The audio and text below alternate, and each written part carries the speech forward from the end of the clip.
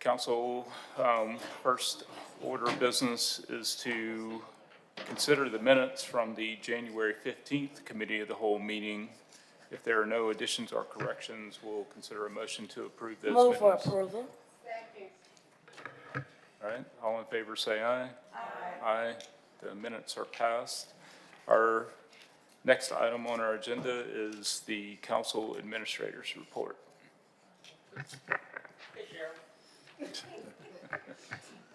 I like Jeffrey better. Mr. President, members of the council, I'll report very quickly on three items, items 1, 6, and 7. Item 1, fiscal year general operating budget planning is in progress at this time. February 28th is the due date for submission of all departmental budgets to the budget office. Departmental presentations are due March 7th, and the departmental budget hearings will be March 17th through the 21st. Item 6, some are aware, some may not be. House Bill 227 is being sponsored, 287, excuse me, is being sponsored by a member of the Jefferson County Legislative Delegation. This bill will require each county and municipal law enforcement agency to annually report the number of sworn law enforcement officers employed by the agency to ALEA and to the Alabama Attorney General's office, and you have a copy of that legislation. I think there was a hearing on it today at 1:30. Act 2024, more commonly referred to as the Alabama Municipal Official Training Act, requires at least 10 hours of training annually unless you have completed the Certified Municipal Officer Certification Program. I wanted to emphasize requires because there may be some misunderstanding of why elected officials travel or why you go to workshops, et cetera. However, it is mandated by law at this time. But to that end, for those who have completed the CMO program, their annual training requirements are reduced to 5 hours instead of the 10. I know there's a few of you, including President O'Quinn, who are currently working on a CMO certification, and we've reached out to ALM to get access to your actual credit hours to know what requirements you'll need to be completed. So for those of you who have not set up a member portal, we would advise you for your requirements to set up a member portal at ALM's website and begin to track the hours that you earn from trainings and professional development. And we can assist you with that, but we've provided you the link to the login information to ALM's website. Williams has a question. Yes, sir. Jeff, is that something that's already in place or something that's proposed legislation? It's actually in place. It was passed in 2024. Okay. And it's effective January 1 of this year, Okay, so starting this year, we have to get 10 continuing education hours. annually, Annually. unless you complete the certificate. Yeah, Yeah, unless all that mess, and then you only have to do 5. correct. Okay, and then so, we can have an offline conversation, but I assume that there's gonna be some assistance from central staff, or I could coordinate with my staff on ways that I can get that 10. We don't,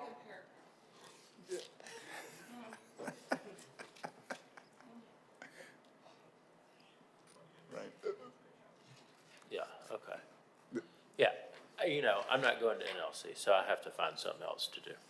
no, yeah, it's a portal. There are other pathways for you to Report. earn the hours. But I want to earn them, not just report it.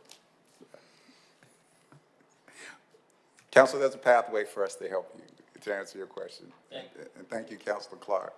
Lastly, the National League of Cities Congressional Cities Conference, March 10th through the 12th in Washington, D.C. Early bird registration ends today. The annual ALM convention is scheduled for May 13th through the 16th in Huntsville. The early registration period is February 15th through the 11th. President O'Quinn, please make sure that you identify who our voting and alternate delegates would be, so we can submit that to you guys for resolution and approval and submit subsequently to ALM. Event of Sports is asking for you to save the date of March 6th at 11 a.m. for a special Magic City Classic announcement here at City Hall. I think President O'Quinn, you been extended an invitation for the run of show, but they've invited all counselors to attend, and I believe that's in partnership with the mayor's office. Mr. President, members of the council, that concludes the administrator's report. Thank you. Any questions for Counselor Abbott? This is a really easy one. So the 5 hours of training just have to be done by the end of the year, right? Well, for me, 5 hours, for somebody else, some 10. But it just has to be finished by the end of the year. Correct. But I won't, so like, what do they do to you if you don't do it? Well, that's a good question. There are no enforcement mechanisms in place now. I mean, I'm a rule follower, so I'll Right. do it, but I just wondered, if there was a fine or anything. There are no penalties imposed or in the law at this time. I don't think they're gonna rip you out of retirement, make you do Oh, yeah. 10 hours. Yeah, if I leave in October, then they won't catch me. Exactly. Yeah. So on that note, ALM does have online training available, and you can utilize it is for a fee for each course. And some of the training required for the CMO certification is only available through that online training. So, but you can use your office funds to offset those costs. Okay. All right, we're going to move on to our next item and get an update on the enterprise resource planning overview from our finance department. Thank you, Mr. President. Just want to give a quick overview and kind of a heads up of where we are with the ERP system. If you recall, back in December of 2022, the council approved some ARPA funding that we had from the American Recovery Plan and Coronavirus Recovery Fund. And I know that it was a hard pill to swallow for some council members that they were able to approve and allocate $15 million for us to upgrade our ERP system. Currently, the system that we have is, to be honest, is a little outdated, and we feel like that system would no longer be viable for the city, for our efficiency and everything that we do in the city. So the team right now has been able to, since 2022, develop a process, a timeline to get us to the point where we have selected a vendor that we feel like will be imperative to complete what we need to do for our ERP system, financial system more than anything. That is the thing that helps us connect all the dots between our finance system, our payroll, and everything else, grants, whatever you want to name. We wanted to close the loop on all that. So I just wanted to make sure and give the council actually a salute and a thank you for at least allowing us to use that funding that was available through ARPA to go ahead and just move forward, just being with the times, if you want to put it frankly.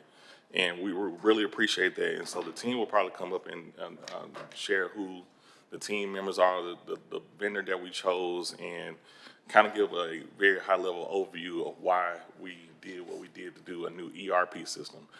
The current system that we had is, I think it was under Larry Langford's tenure. That was in 2018. So if you add that up, that is, I wouldn't say it's outdated, but I think we need to be able to be more efficient to not only our internal stakeholders, but our external stakeholders when it comes to our finances and how we operate. So the person I bring up is Ms. Tanisha Hines. She heads our ERP system, so she'll be the one that will introduce the team and kind of give an overview of where we are in our next steps and the process that we have been through for the last couple of years and months. So I present to you Ms. Tanisha Hines. Thank you. Good afternoon, President O'Quinn, Pro Tem Alexander, council members, and Chief Mitchell. Thank you so much for the opportunity to come talk to you guys about the ERP project. It's been a long time coming, and we're so excited about it. This particular project is going to streamline our systems in the city of Birmingham, not only just for the financials, but also for human resources, work orders. There's a lot of different exciting things, especially for our employees, because now we will be able to do employee self-service, which is a long time coming. Today, I have with me Ms. Juanita King. She's going to introduce herself. Good afternoon. Good afternoon. I am Juanita King, and I proudly serve as the Senior Project Manager for the City of Birmingham Department of Finance, and I'm excited to be here. I'm excited to demo all the things that we have found that were necessary for the city to move forward, as he says, into the new times. We want to be in 2026. Okay, and I think this opportunity is long overdue, and we're excited about what it's going to do for the city. And Ms. King serves as a senior project manager. I am the lead project manager, and I serve as an enterprise resource manager for the project. Now we'll have our partners, which is High Street IT Technologies. They're the ones who won the RFP bid that we did. And I'm gonna have each one of them to come and introduce themselves. Good afternoon. My name is Marcellus Fernandez. I serve as the account executive at High Street. I just want to say thank you to the administration as well as to the council for your ability to look forward and to do put together the structure and the process in order for us to be here today. So we look forward to working with you. We've heard about a lot of the problems. We're here to bring the solutions. And so we look forward to a very collaborative process. So thank you for having us here today. Hello, I'm Amy Provostin with High Street, the project director responsible for the resources assigned to the project. Our team will be on site next week to work with the City of Birmingham project team so they can get hands-on access to the Oracle system and start learning how to use it. We also have our Oracle partner on the line that's going to help show the demonstration of some of the functionality available in the product. And at this time, we're gonna go ahead and show you the Oracle demonstration. Awesome. Well, I'll introduce myself briefly. I'm Mike Sarmiento. I'm the Alabama account executive, and I'll pass it over to my colleague, Robert Fouché, who's one of our senior solution engineers. All right. Hello, Mike. I want to make sure that y'all can see everything in the room. I'm sharing my screen right now. Can you see everything okay, and you can hear me? Yeah, we can see the screen. All right, beautiful. Okay. Well, it's my pleasure today and my honor to be here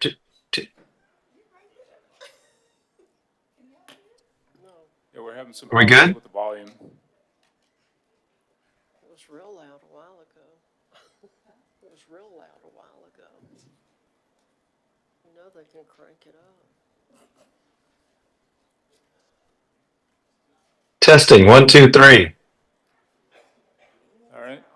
Yeah, we can. Can you hear us? Use your outside voice.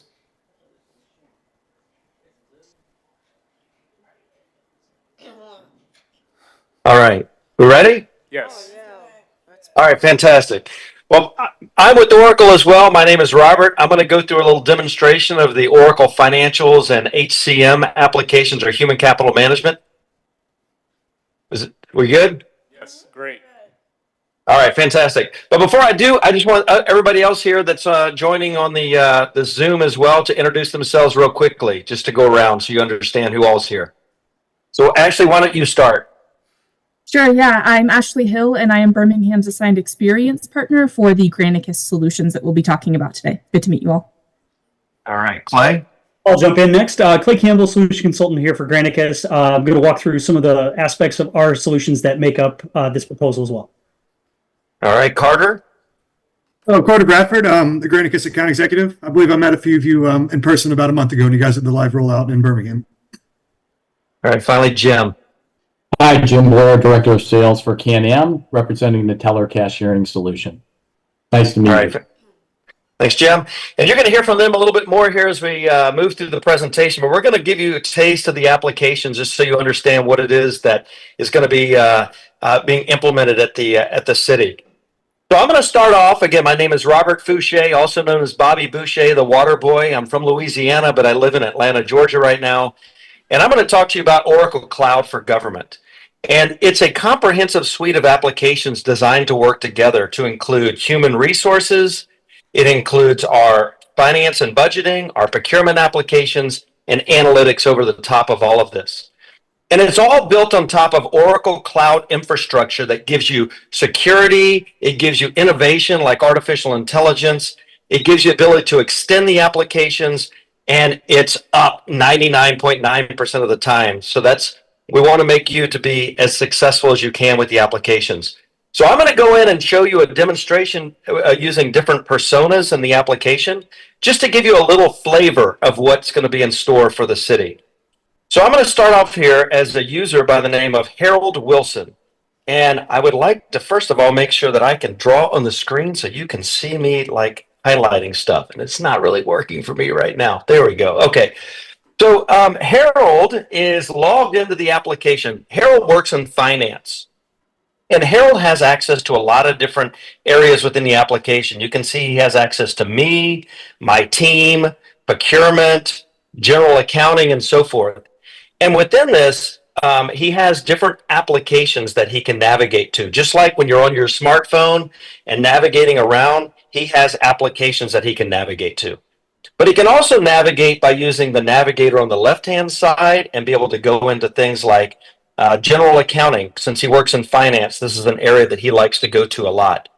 But also, Harold has access to notifications, because the idea here is that we're going to be routing work around to users and allowing them to know exactly what they need to work on, right? So the system's going to be explaining to the user what they need to approve or work on. In this case, he needs to approve a journal entry, and he's able to do that from the notification window.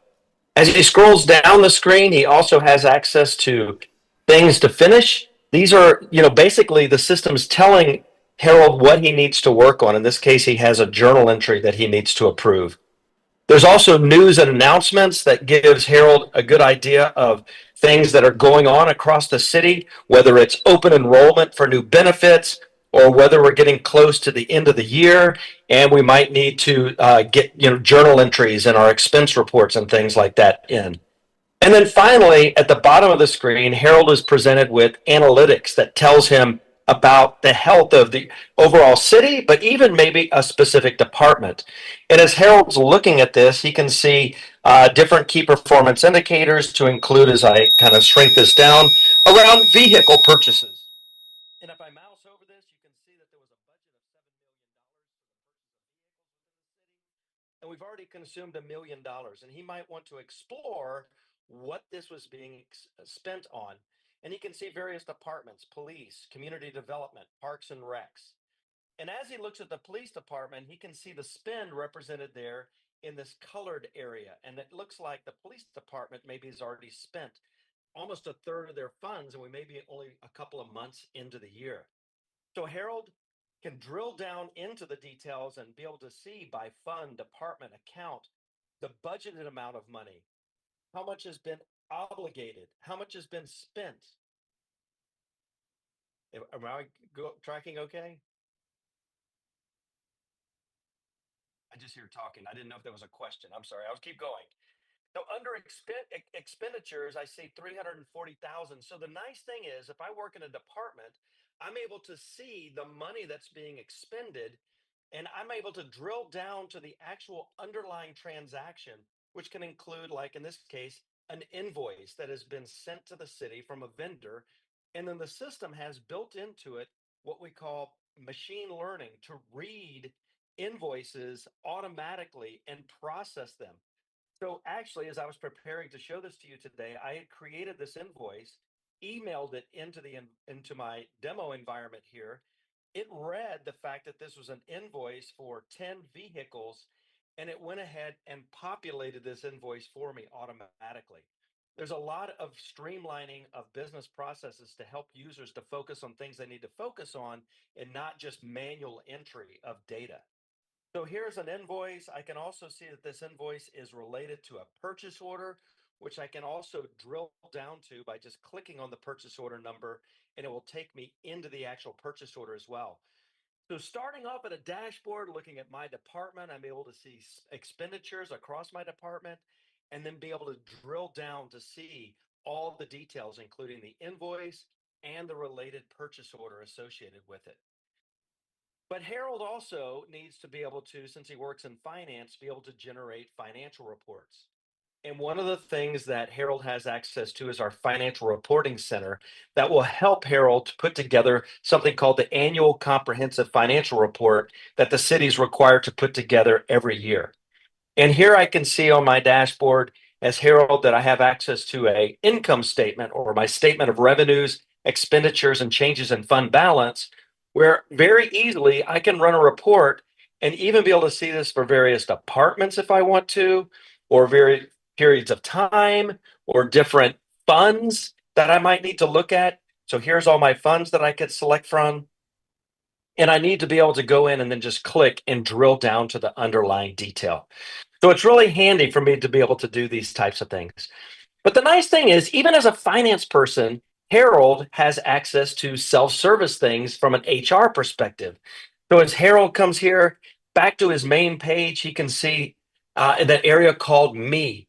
And under Me, he's able to come down and look at information about personal information. So if he needed to update his phone number or any kind of information associated with his own personal information, he can just from a self-service perspective go in here and be able to click and be able to update things like his address or his phone number or things in a very simple way that then gets routed for approval and then updates the HR record very quickly. So all I would need to do is click the pencil icon and then I can update that information. But the other thing that's going to be important to your employees at the city, of course, is being paid, right? So Harold, also being an employee, in addition to working in finance, has access to his pay information. And one of the nice things here as I come in is I can go in and just look at my pay slips. I can change my pay method. So maybe I want to, change my bank account or my information is being deposited. But here I can just very quickly click and drill into all my pay slips that have been created over really any period of time that I've worked for the city. And as I scroll down here, I can see different periods of time that I've been paid. I'm able to look at the different, how much my earnings were. I can look at my deductions, and I can even see my gross pay up at the top. I'm able to very visually and graphically here see, how much was withheld for, say, Social Security or state income tax or Medicaid and so forth, right? And I can go and look at my actual pay slip and be able to download this or look at it online, which is really handy. I don't have to go to multiple systems to run my finance side of my world and also be able to get into my self-service HR side of my world as well. And notice up here it says Payslip Analyst. Oracle is embedding artificial intelligence throughout the application to help users to be able to say, how often are we paid? And so there's, basically guides that are going to help users to understand, all your policies that you have at the city and be able to load those into this artificial intelligence and be able to allow your employees to ask questions. And here I can see we're paid every 2 weeks on the 15th and the last day of the month. So they don't have to make a phone call to anybody. They can actually just go ahead and ask questions on their own. The other nice thing is, in addition to be able to look at HR information, I want to be able to connect with other users across the city. And Oracle has what we call connections that allows you to come out and look for other users. And I've been working with a person that works in payables by the name of Gia Roberts. And I can just search for her and up comes a whole profile about this employee at the city that I work with regularly, including the ability to see who her manager is and be able to see information about her, including the fact that it looks like she's a UAB Blazers grad and a fan. She's been working for the city for 15 years and things like that. So I'm able to see information about people that I work with, including their phone number and email address. And even as I come out here and look at my record, and if I look at myself, Harold Wilson, I'm able to update even my profile. So it says, tell us more about yourself. So I can kind of advertise information about myself to other employees at the city. And one of the nice features here is that we're also embedding artificial intelligence around this as well. So I could say UAB grad, I could say, love hiking and travel. I have 4 kids and been at the city for 25 years, and then have the system write something for me based upon just this general input. I'm a passionate and driven individual who loves working and reside in the city with a degree from UAB and so forth. And then I could modify this if I wanted to, but the system's helping me to generate information about myself and helping me write some nice things. So that's one user, right? So we've seen a user that works in finance be able to have self-service things. But the other thing that employees are going to need to be able to do is be able to purchase things, right? So across the city, we're going to roll out something we call self-service purchasing that will allow individuals to be able to order goods or services for things that they do in their specific role, whether it's Parks and Recs or police department or what it may be. And so self-service procurement is going to allow these employees to be able to search across contracts that the city has in place with various vendors to be able to create orders, basically purchase orders, and be able to check against their budget as well. But again, here's another policy advisor that's going to help guide this user on how to perform, work. So I might want to know, like, can when can I get a new laptop? When can I get a new laptop? And so your procurement policies can be loaded into the system as well. And Oracle has learning management over the top of this, artificial intelligence, making sense of your policies. Now an employee can actually look and be able to see exactly when they're going to be eligible for a new laptop. And then from here, they could go through the process of being able to actually order. So I come out and I look for that was my policy. I can come up here and look for a laptop computer and be able to find all those things from a very easy self-service perspective, add them to my shopping cart and go through the checkout process. So we're going to help users to be able to understand what the policies are at the city and be able to execute against them in a very simple way. The other aspect of this is being able to, have expenses. So as users are traveling to different conferences or maybe even traveling around the city, they can come out and actually create expense reports. So here's an example. As I drill into this expense report, I'm able to see, all these reports that get routed to my manager. But here I went to a GFOA conference. This can be routed for approval. I can see all my transactions. I've been issued a credit card. So everything is in one place for me to be able to create my expense reports as well. And then finally, if I was a vendor, let's look at a different persona, work that wants to do business with the city. We also have the ability to allow vendors to interact with the city through Oracle as well. So as I come out here and look at an example of the city of Atlanta and what they've done with Oracle Cloud, you can come and see here it says doing business with us, how to register to do business. There's a whole supplier portal. Hey, I'm sorry, I didn't mean.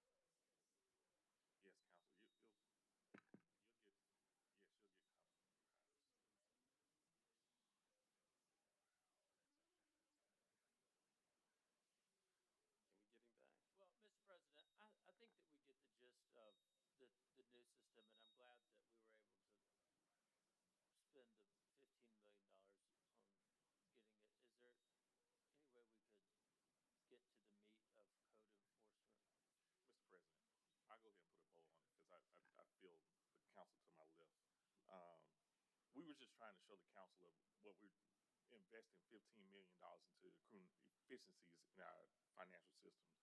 The council continually asks the administration about financial updates, anything related to different departments. So we just kind of wanted to show you what we're investing in, what we're putting our time and energy into. I don't want this presentation to go as just a waste of time, but I think it's just letting the council know that we're actually invested the money that was approved by this council to improve efficiency. So when you have questions, we can readily answer them instead of saying, hey, please give us time to where we have to click on 3 different apps or admins or programs where it's all in one single source. So that's what we were trying to show you. And if y'all have any questions, we'll give you an ample presentation of what was before you. And if you have additional questions, please let us know. Mr. President, I really appreciate you, Chief Mitchell, for this presentation. It was kind of hard to see, but it's nice to know, and given that demonstration of how to use it, that was really helpful. Councilor Abbott and I were actually wondering, does this apply to the council? So will we be able to use this as well? Yes. The council administration will always have access to it like they have with New World. Okay, I was just making sure. Okay, thank you. My understanding is that council administrators don't have visibility to other departments outside of the council office. I would not say that's true. They have read-only access, but if they don't, we can give them access. All right, well, we'll have to follow up on that. Councilor Clark. I'm sorry, I know you keep getting passed over, but I think it's our duty to have access, so we definitely, I don't have to have access, I'm a lay person, but the administration should definitely have access. And I think right now we can only see our department, and that's not lawful. I'm excited about this because it sounds like it'll drive a lot of efficiencies and create that connectivity and, where people are managing cash across our enterprise. Chaz, is this the thing that's going to put everybody on the same system? Like when I go out to Crossplex to park and I see people with those stacks of $5 bills, that I'm going like, what? Okay. But, Yes, the conversation that we've had with Oracle and High Street is to make sure that integration was key. That we wouldn't have, as I noted, that we just go to different programs to do the same thing to get the same output. That we can all go to one single source. Okay, and it's several systems coming together to make all this. I mean, it just seems really robust. And so I know there's an office downstairs that has ERP on the door. They're already here working with our team, with our employees. When will it all kind of go live, or has it, or?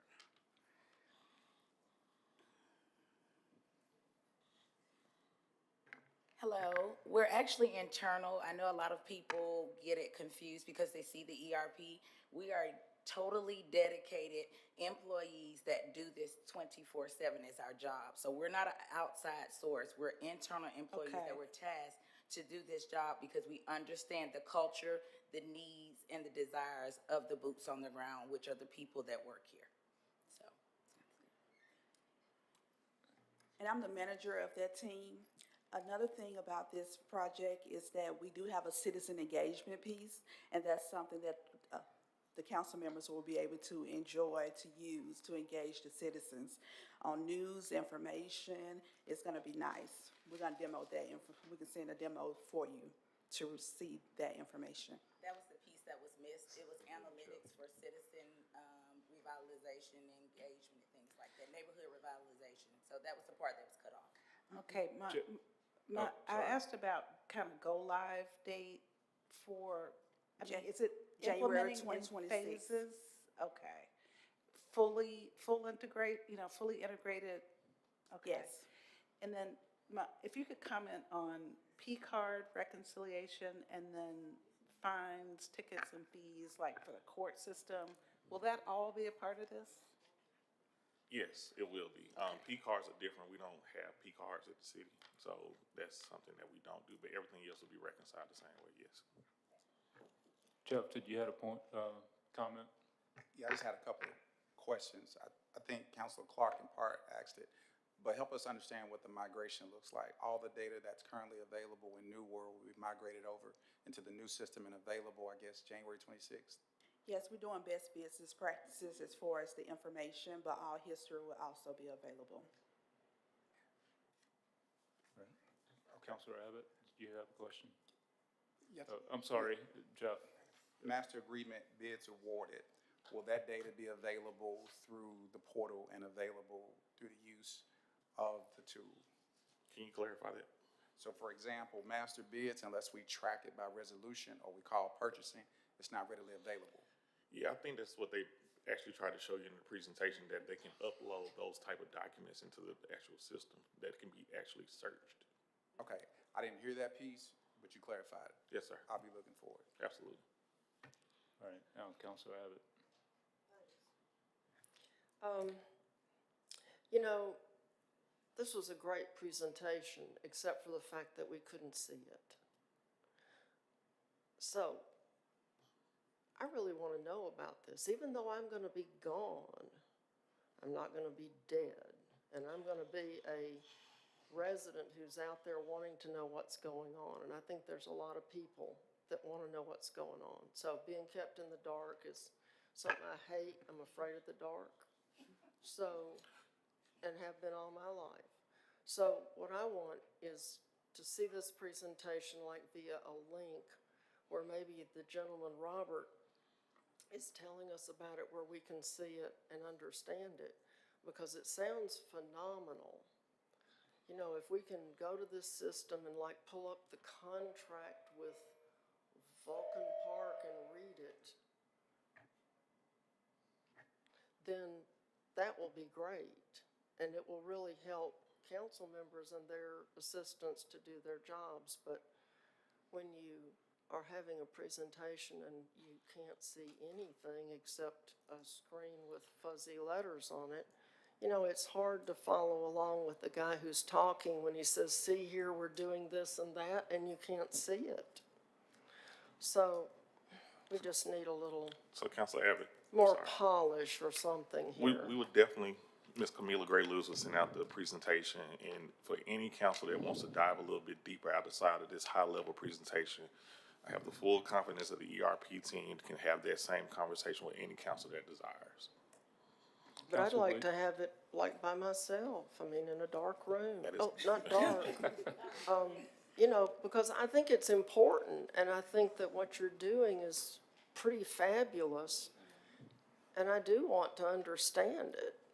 And, you know, I mean, I saw a lot of looks kind of like mine during the presentation, because for one thing, those screens are so tiny.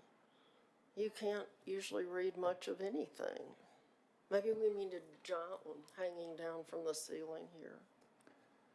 So Chief Mitchell, before I go to Thoughts? Councilor Williams, would appreciate some more in-depth explanation, but I think, you know, probably what most of us are interested in is how the ERP system is going to make more delivery of delivery of services to citizens more efficient. So, you know, how is this going to help us fill potholes faster, get paving done faster, fix sidewalks faster, all of those things. You know, the HR functions and everything are, of course, important for employees, but I think what our constituents are going to be asking us is, you know, how did this $15 million help us as citizens in terms of the city's delivery of services to them? Now, Councilor Williams. Okay, thank you. It is my understanding that this will integrate with 311, and does that also mean that it will be integrating with code enforcement items, since most of those originate through 311? Wait, This particular system in this project phase is not being integrated into 311. so we're working on that. Oh, I thought that it was, I thought that the So whole, Councilor Hunter Williams, what we're trying to do, because we have so many outlying programs, the integration will take time. sure. What we tried to present to the council was just the high level, so we can make sure we fix all the bugs and glitches and everything else before it goes live. It was told to me, and if that's not true, then it's on me, that C-Click Fix could integrate with Oracle. It's other mechanisms that we are also trying to integrate into the system. So, again, what we try to present to the council, and we understand what they are asking, is this is just a high-level presentation of what your $15 million that you approve would create efficiencies. That gives us a year to at least get everything right before we go live. Okay, so I guess thank you, Chief. My next question is, you know, there was a concerted effort around cohesion of different code enforcements, because I believe there were 17 different groups that all had a code enforcement responsibility in the city of Birmingham and touched it in some type of way. And then there was going to be a software that where they all could talk, whether it be fire, public works, PD, whatever. So is this something separate than that? Yes. Okay, so, and I know we're not there yet, but will that integrate with this? Give us time to work with Oracle, yes, sir. Okay, and then C-Click Fix might work with Oracle eventually. Give us time to work with Oracle, yes. Okay. Chief Mitchell, was there anything additional that you wanted to provide about the ERP system? No, sir, I just wanted to make sure that the council just understood our reasoning behind having the presentation due to the current software that we have and this limited access and legacy, soon to be legacy item. So, of course, time was of the essence for us to get this project up and running. And like I noted to Councilor Abbott's point, we'll make sure that all information is shared with the council. That gives us a full year to get it integrated, so once we go live, everybody will understand, from the council to the citizens of Birmingham, about what we did to make this more efficient, internally and externally. And Chief Mitchell, since this is a ARPA-funded project, it has to be completed by 2026, correct? 2020, yes. But we're good on that because we already had the funds obligated and funds have actually been dispersed to the vendor, so we're good on that. Okay. Councilor Councilor Woods. Thank you, Mr. President. But one, I do want to apologize for body language during that presentation. Two, I'm interested in it from the context. When we started this conversation, there were specific issues that we were having that we wanted to fix, and so we could almost have that conversation be centered around this problem is fixed through this, or this connectivity issue is fixed through this. So we can kind of have an understanding of how the investment is fixing the specific issue. And so I think being able to put it into that context versus the, entire piece at once, but is that possible? Like, I know they probably started with a document that listed out several goals of the thing. So I'm interested in that. If that's possible, I would like to circle back on that piece specifically. Yes, Councilor. We would definitely show you the more pros than cons of the reason why we chose them over what we're dealing with now. So you can better understand why we chose this particular vendor versus what we have now that is due to sunset very soon. Okay. Definitely, also, I think the presenter was getting ready to, explain how the business licensing interface is going to improve and all of that stuff. So all of that's really important. I just don't know that we were prepared for like I said, Councilor, of the meeting on that today. If there's a particular sector that a council member wants to understand deeper as we migrate everything, we would definitely reach out and have a meeting with you one-on-one. Okay. Councilor Tate. Thank you, Mr. President. I really don't have any comments, but I do want to apologize to, the staff, the people that came here today to present this project to us and the importance of valuing people's time. I realize a lot of, people got questions and, to really cut people off in the middle of a presentation, I find it to be quite rude. When people are coming here trying to present something to you on a high level, and now we got all of these questions that are circulating, again, I'm gonna apologize for the actions of, my colleagues today. Because y'all could have been doing something else. And so I just, would say to this council, when you do committee of a whole, put items on here where we have time to really listen to what we here for. And so that's all I have to say. Chief Mitchell, perhaps we can plan time where we can do this virtually, you know, so that we can see the screen appropriately and be able to follow along. Absolutely, Council President. I apologize for the presentation. I'll take that.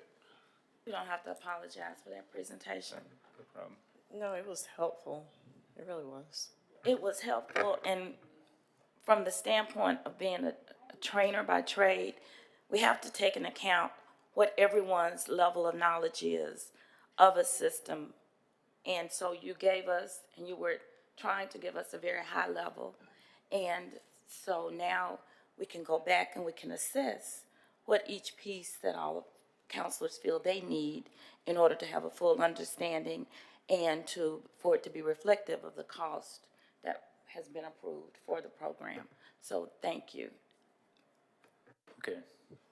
All right, now we're going to move on to item number 3 on our agenda regarding code enforcement. First up is we're going to hear from Attorney King about OCA's involvement in the code enforcement system.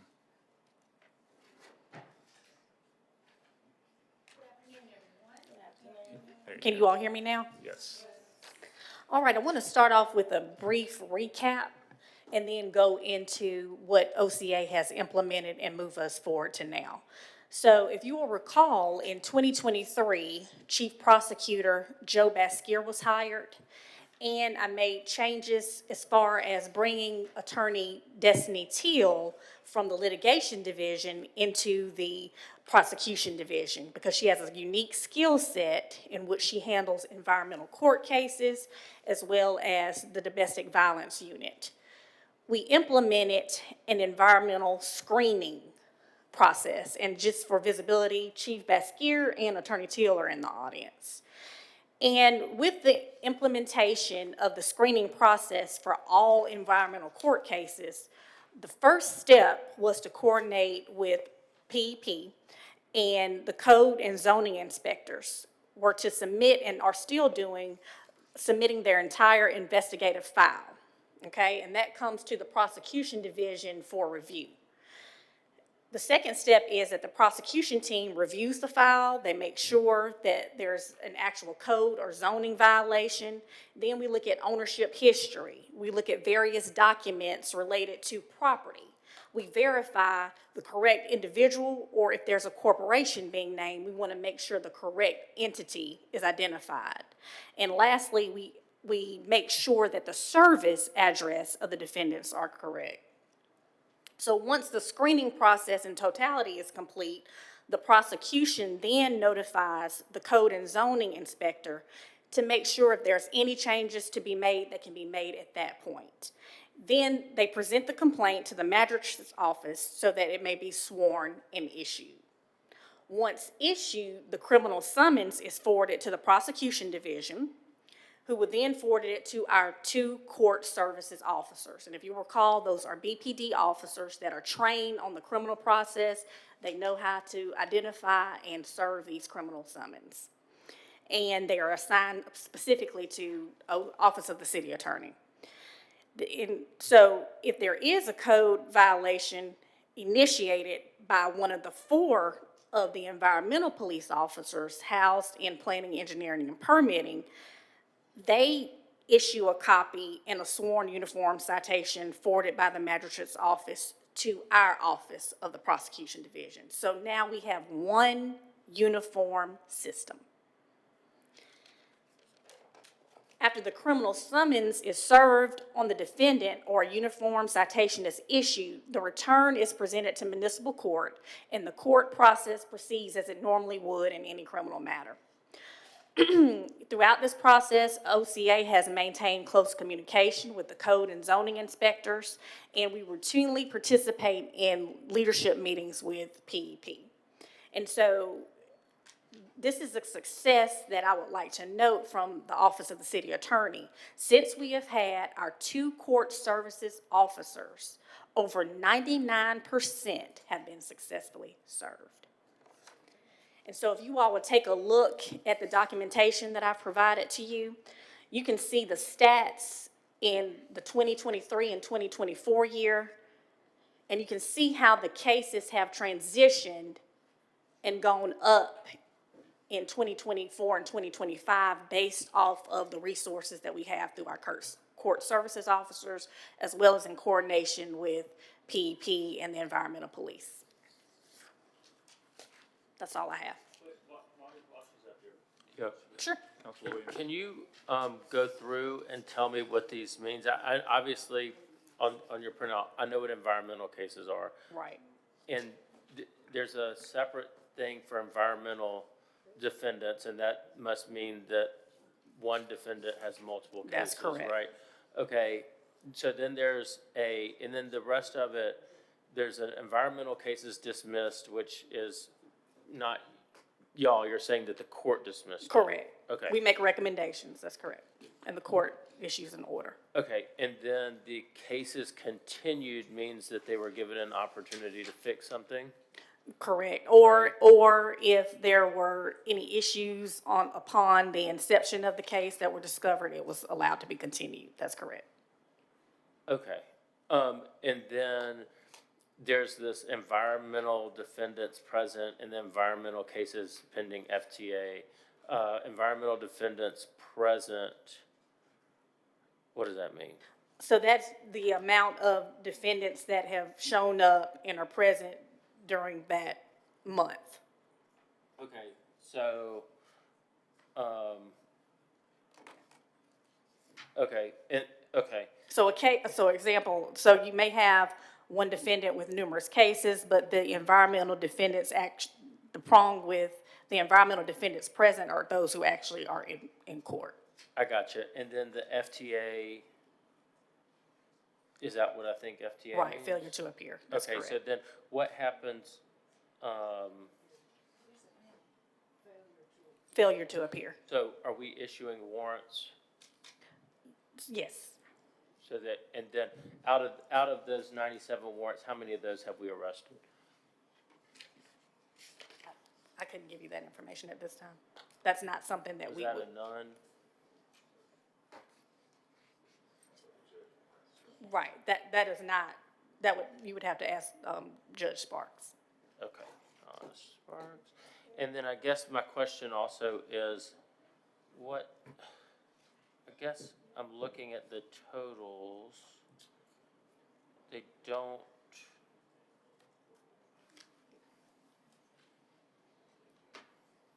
Okay. I guess I don't understand why they don't add up.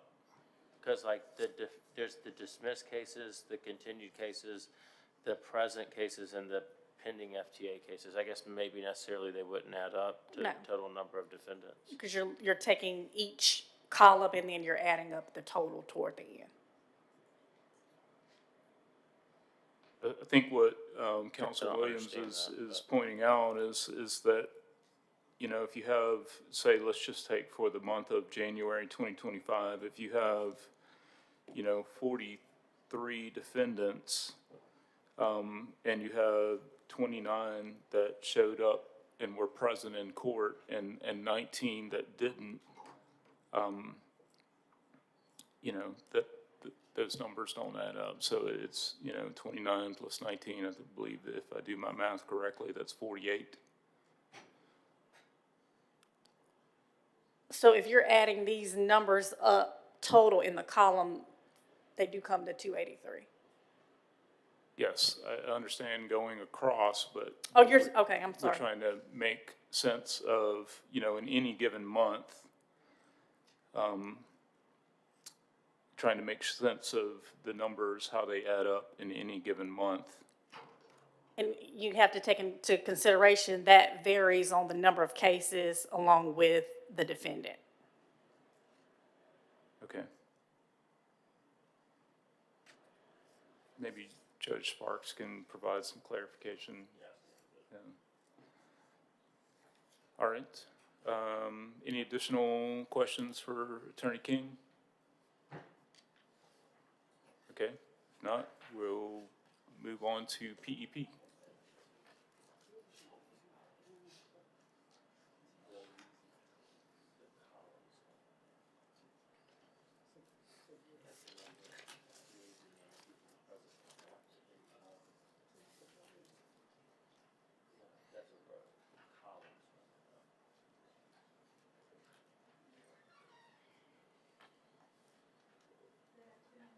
Good afternoon.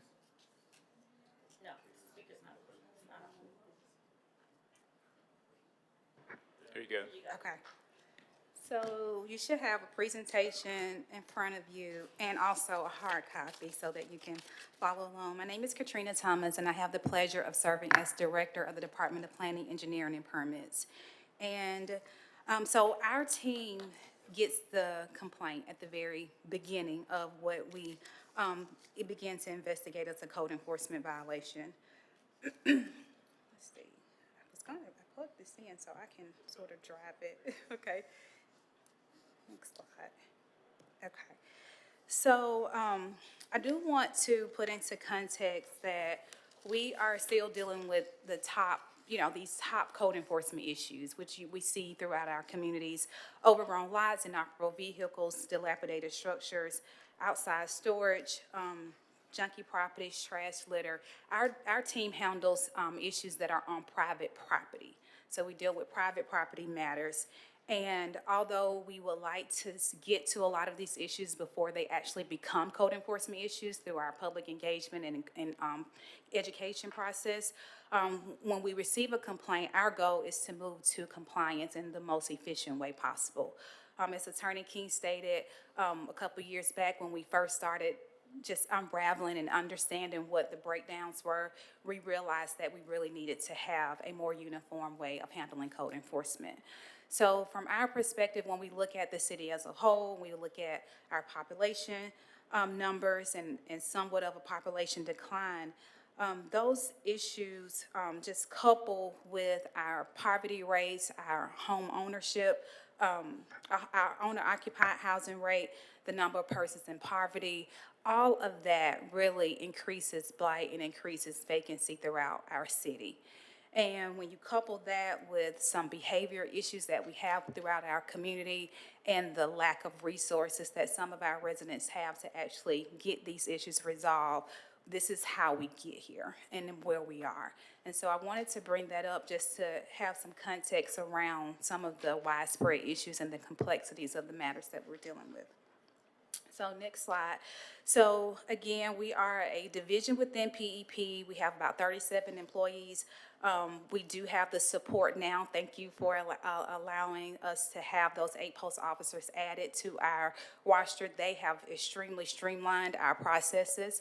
And we also have support from GIS and also our long-range planning team and our administrative support. So I know one of the questions that was asked was just the reorganization of code enforcement under one division.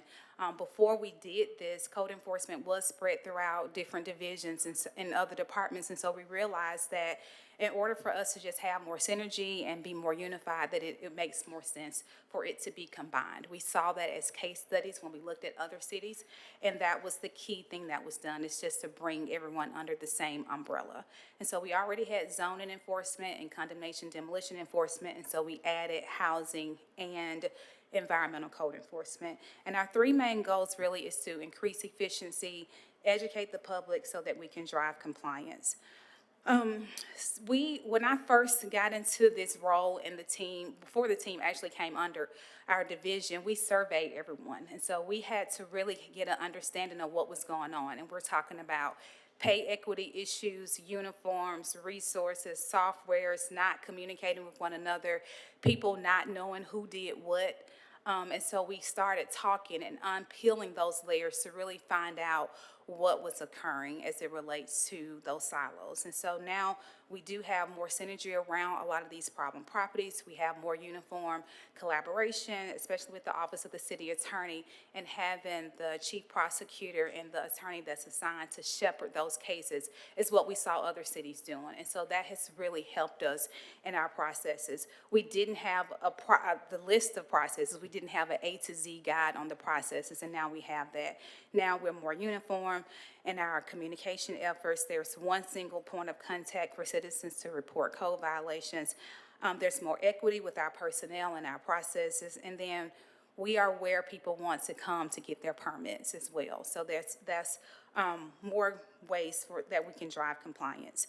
And then the uniform system, I think Council Williams, you spoke to that, is the Acela Citizens Access Portal. That's our permitting system, but it's also where we will house our code enforcement operations as well. And so that helps us to communicate in the same software. And so I think was the question about our organization chart, which you can look at that. I won't go into a whole lot of detail there. But again, 37 employees. Artemis Willis serves as the deputy director. And so it's a large team. And again, those 8 post officers has really helped us in our processes. In terms of some of the major accomplishments that we've been able to do since joining forces, we now have that A to Z guide that outlines the process. The chief prosecutor, again, is involved with helping us to shepherd cases through the process. We are looking still at that internal strategic code enforcement plan. We're now using that as an internal guide. That plan had a lot of case studies of what other cities were doing in terms of how they were measuring success. And so we're using that guide now to help us be more innovative in how we can have more efficient, effective, and equitable practices. Housing, zoning, and condemnation cases are now fully into the Acela permitting system. And then we were also, as you know, awarded a $40,000 grant from the Center for Community Progress. Councilor Smitherman and Councilor Clark were really key to us in getting that help us to implement a priority code lien enforcement tool. We have had those Coffee with Code Enforcement community engagement events that we had last fall. We plan to continue those. We realized those were very helpful with the community and educating them on what they can and cannot do on their properties. They were able to meet our code enforcement officers so they can put a face to the people who are helping get some of these issues resolved. And then we did have a complimentary inspection guide that was released last fall in the mayor's newsletter, and that went to over 75,000 households. We are really excited that we have, within the next couple of weeks, we should have a project manager on board with us. And the goal here is to close the gap on some of the code enforcement issues. We looked at this city of Albany, New York, and they have this neighborhood stabilization coordinator. And so that project manager would help us put the soft side to code enforcement and start connecting resources with issues that are occurring that is leading to code enforcement issues.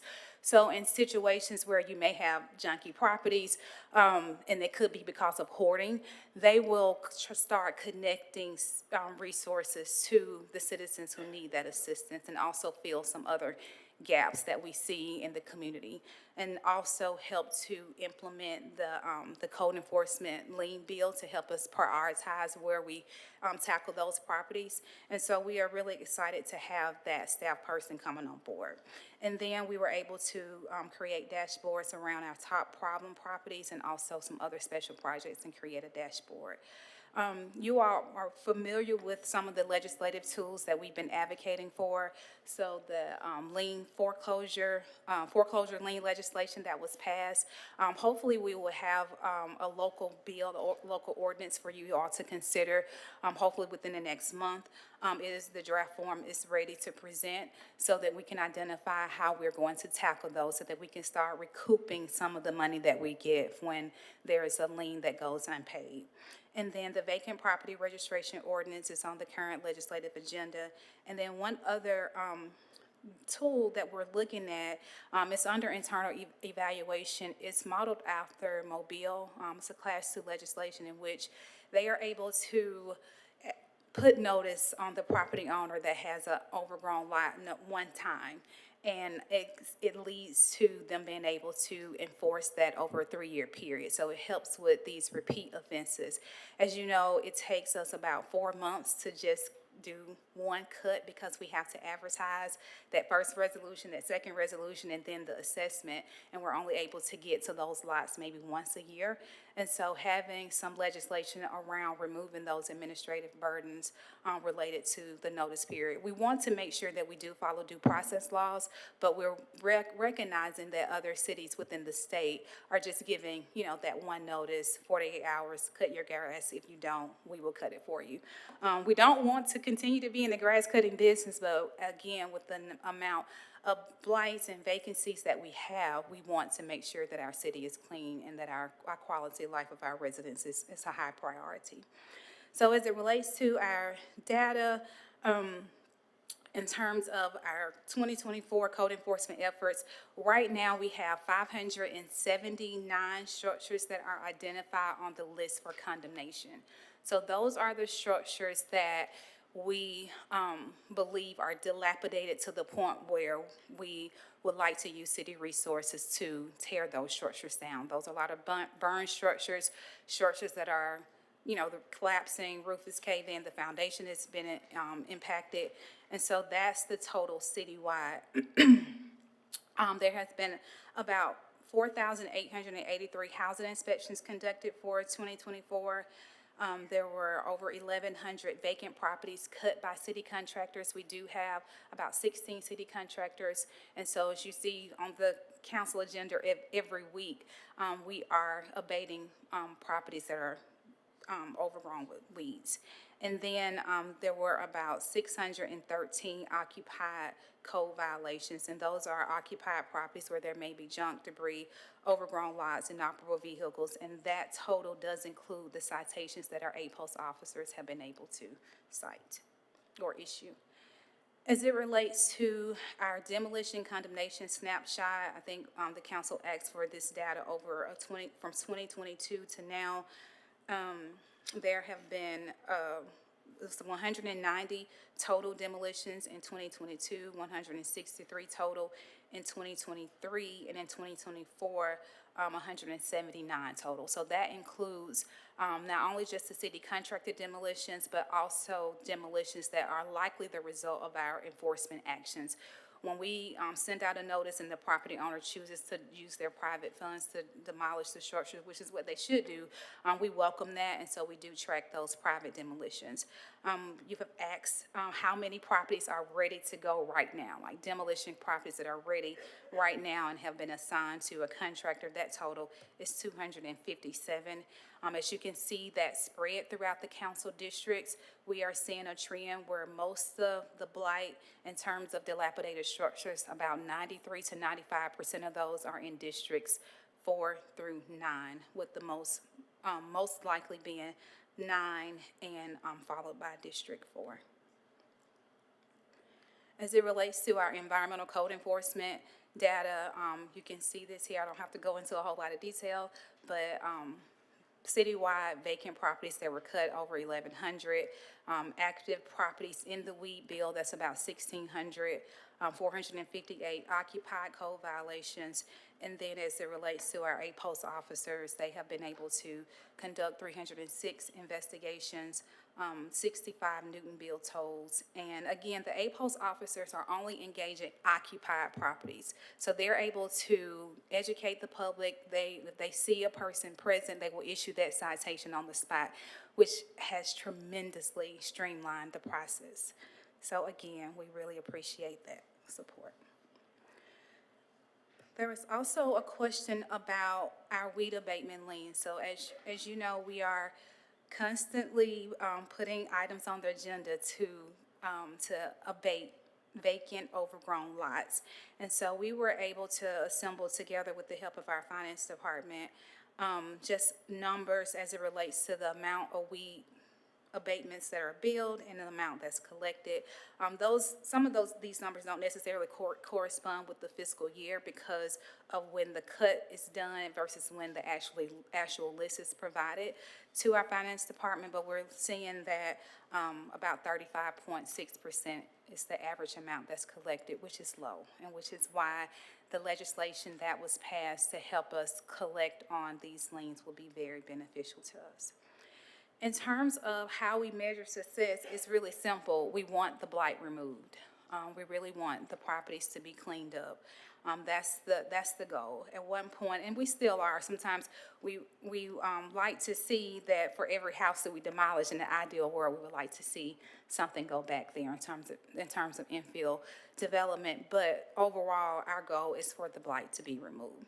We're also tracking a voluntary compliance rate. So that's basically our ability to be able to have the property owner abate the nuisance before we're having to take it before you all or take it to municipal court. So that's one rate that we're tracking, as well as our ability to be able to locate property owners. I think we stated before, it is sometimes a very difficult task to just make sure that we have the right defendant in municipal court. So we really appreciate the assistance from the Office of the City Attorney and the attorney that's been assigned to help us screen our cases to make sure we have the right defendant. And obviously, perfecting service, when I met with the team a couple years ago and we talked about some of the issues, and I was trying to understand, like, what is happening? Where is it stopping? And they really explained that they're not seeing people show up to court. And that was because service was not being perfected. They were coming because they were receiving certified mail, but more than likely they were not showing up for court. And so now we have those officers who are now directly engaged in perfecting service. And so that's why you're able to see the numbers that the city attorney reported in terms of perfecting services. And then our coordinated efforts of having just a block-by-block blitz, we're able to do more with our teams and do more coordinated efforts and obviously more training. And so in terms of our next steps as it relates to being more efficient on code enforcement, it's just to continue to focus on where we can streamline our processes and push more legislation, build out the reporting in Acela. I know we were sending those monthly reports to you, and then due to the next disruption, we had to put everything in Acela a little bit faster than we were anticipating. So now we have to go back and build out those reports. The goal for those reports will be for you all to see where the cases are in the process. And because before you would see the volume, you see the numbers, but you didn't quite know where the case was in the process. So we hope to make that more transparent. And then adoption of the local foreclosure tool and implementing the recommendations from the Center for Community Progress. Continue with the coffee with code enforcement efforts. And then we actually want to develop a pattern book so that we can start reimagining what we can do on these vacant properties. I know Councilor Clark has been an advocate for that as well. And so our planning team will be involved in looking at how we can repurpose some of these lots. Obviously, we love to see structures go back, but in some cases, we may have to look at other green infrastructure, gazebos, some type of passive recreation activities, or something else other than the lot being back overgrown. So that concludes what I have in terms of PEP's perspective for code enforcement. So thank you so much for your time. So Director Thomas, I just want to compliment you on this presentation. My compliment has nothing to do with anything else that has occurred today. This is an excellent presentation, full of information and very thorough. So thank you. I know we, provided some specific data points that we were looking for, and you've done that and more. So it's greatly appreciated. I did want to ask you to go more in depth on the issue of locating the correct property owners, because that is a criticism that we often hear, especially from folks who are in the real estate, community. We have real estate agents out there who say, I can, locate the property owner in 30 seconds. So tell me, what the gap in what they're saying is versus, the reality that you all face. Yeah, so the research part, it can be very complicated. We do have GIS records and access to tax assessor records, and that's usually most people will go straight to the tax assessor records. But that is just the person who receives the tax notice. So we do start there, and then we use various tools to help us narrow down who the owner could be. So sometimes that's looking at other resources, probate records, to see where some transactions may have taken place in terms of a deed. We also use a tool that can help us just locate who those persons are. We use the Secretary of State website to see who the registered agent is. But in terms of who the defendant is and who we actually need to summons for court, we have to work with the Office of the City Attorney to make sure that we have captured that. Obviously, we have a lot of air property, and so this can be a very complicated portion of our research. So it can be complicated. Sometimes it's simple, sometimes it's not, especially when there is a corporation that owns the property. That is when it is extremely challenging. And we realize that that has been a stopgap for some of our enforcement efforts because we want to get the right person who's responsible for the offense. We want to make sure that's the right person in court.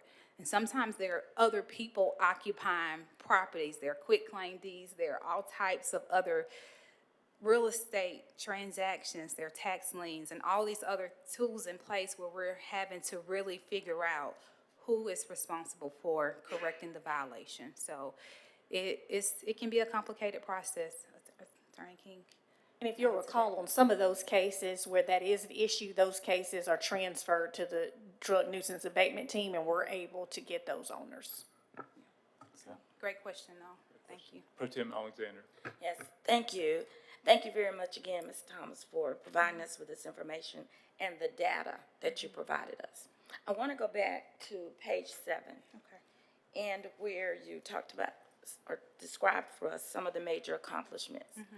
I want to use a hypothetical because what I'm trying to do now, I want to be sure we can manage expectations, not only of the council, but for those residents who live nearby or have to deal with these type of nuisance properties, okay?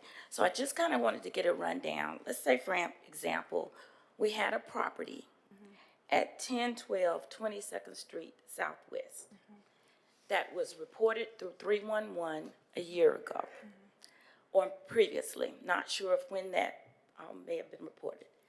And if there was a request a year ago in May of what is the status of that property, and then just most recently, a few weeks ago, there was another request from the resident.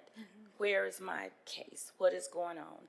And we have pictures that items have grown and grown and grown on the property, okay?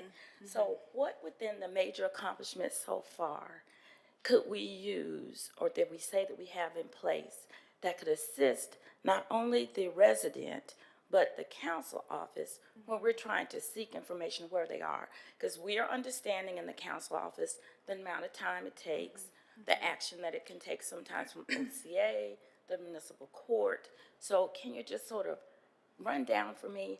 Because you see how residents and even the counselors, we're getting this continual request. The resident did everything, went through 311, put in pictures, and has asked my office to help with this. So what could they do? Yeah, so the residents are doing everything we expect them to do. They are sometimes our eyes and ears to see what's going on, and we are out as well patrolling the area. So if we don't see it, we do expect the residents to report that information to us. What we do owe the residents is just more transparency on where it is in the process and understanding if there has been a stop, what is the issue? And so I'm not sure about the specifics of that location, but I know that for some locations. Give me an answer today. Right. But what I do want to find out, like you hired a new project manager. Yes. With the project manager, you said was going to close some gaps. Yes. Is that what the expectation Yes. could be for us there? Yes, absolutely. So tell me about that. To close the gap, and then also the citizen access portal where the code enforcement staff will enter all of their cases, that will have a global search associated with it. So, the 311 is where we receive the complaint and we know that there's an issue, but that Acela Citizen Access Portal is the tool that the staff will use to send notices, to send them a reminder when to go back out and re-inspect the property. That tool will have a global search associated with it, so a citizen will be able to see the current status. So we think that will help with the transparency. There will also be some dashboards created around that data. We have Ptolemy, which is another mapping tool that will allow us to sort of see where trends are and see where blight is occurring in certain areas. But the project manager goal would be to close those gaps and be able to communicate to the public where a particular property is in the process if that information is not readily available or understood in that portal. Okay. So that is the goal, because we recognize that although we are a process-driven group, the citizens don't really understand that. They just want the issue to be resolved, and we do as well. And in some cases, our offenders, especially our repeat offenders, they know how to beat the system. So they may move the junk around on the property just to prepare for court, and then it's right back. And so those are the types of cases that we've been escalating to our DNAT team to see if we can take those cases to circuit court so that we can get more aggressive in terms of the penalties. But very good question. It is, what we see every day is that it just sometimes seems like it takes so long to just get this one issue resolved. And then we are limited in our ability. We can't just go onto private property to clear it up. We can only do that through the demolition process, through the weed bill, and through the Newton bill toll process. So we use those measures, but at the same time, there's still some work to be done to make sure we're more transparent on where we are. Okay. Hold on. Okay, Just let me, because if I lose it, I won't a come back question to to it. help you. Okay. Just see what I'm going to ask, and then we'll see how you can help. Okay. So,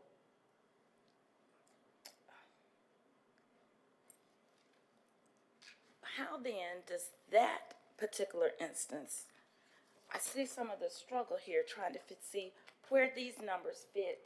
If I have a case like that, how would they fit in these stats, or how would we know, has it gone through municipal court now so that it's an OCA issue, or how, and will these systems that we talked about, the ERP we talked about, or we're talking about Acela versus intermingling with the 311?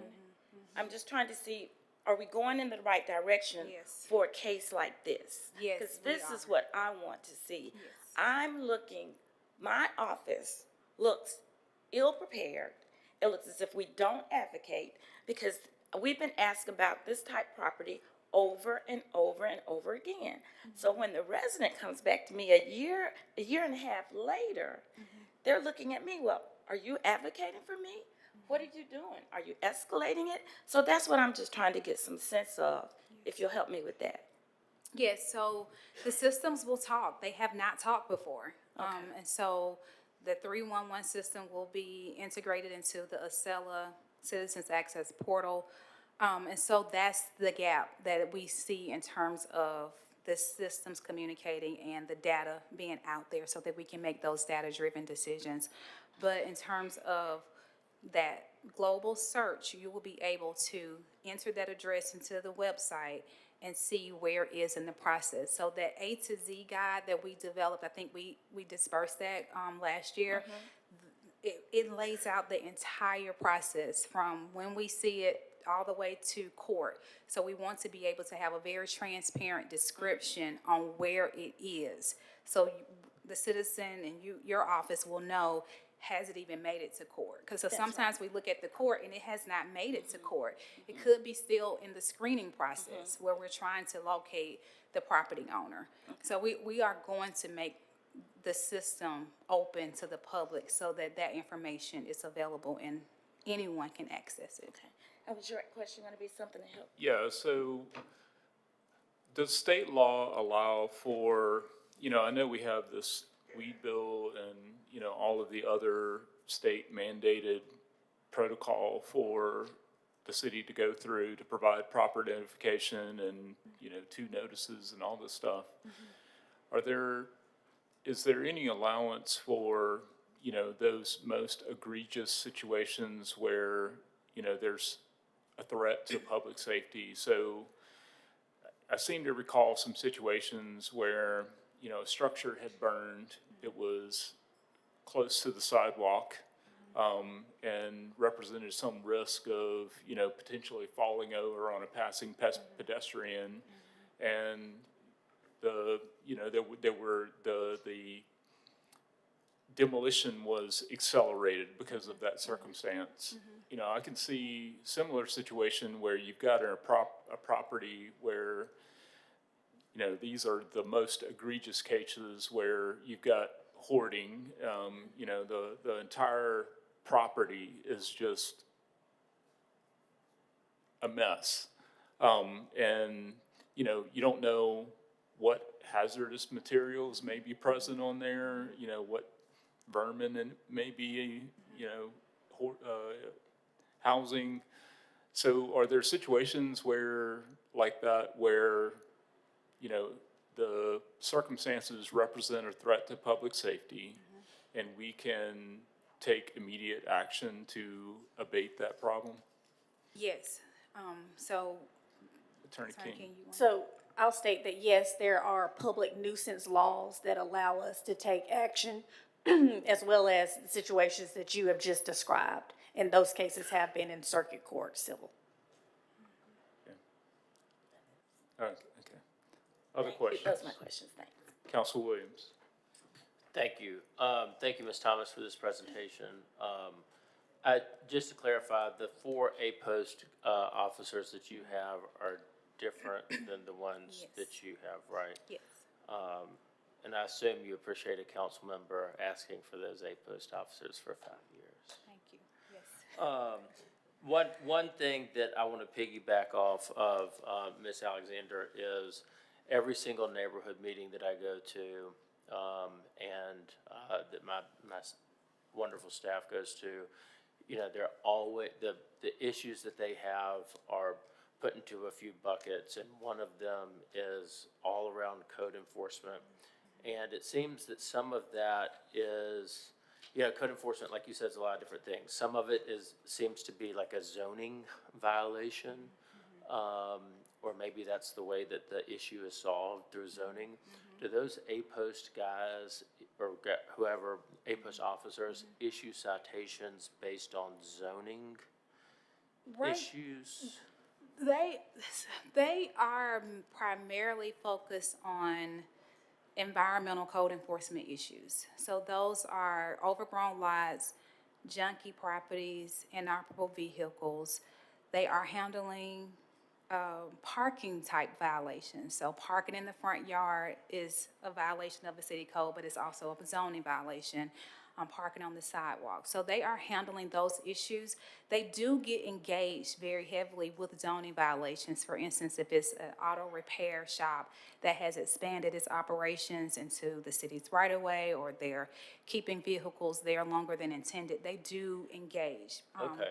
And so, yes, we have seen really great collaboration between zoning and the A-post officers. We still primarily take those zoning cases all the way through the municipal court process, but we're able to see more compliance with the A-post officers being engaged on site with the zoning inspectors. We have seen that. So there is cross collaboration on a lot of those efforts, which has been very beneficial to help streamline the process so that it doesn't have to go all the way to municipal court. But when it does, we still have the support of the chief prosecutor to help us still try to abate some of those zoning issues. I gotcha.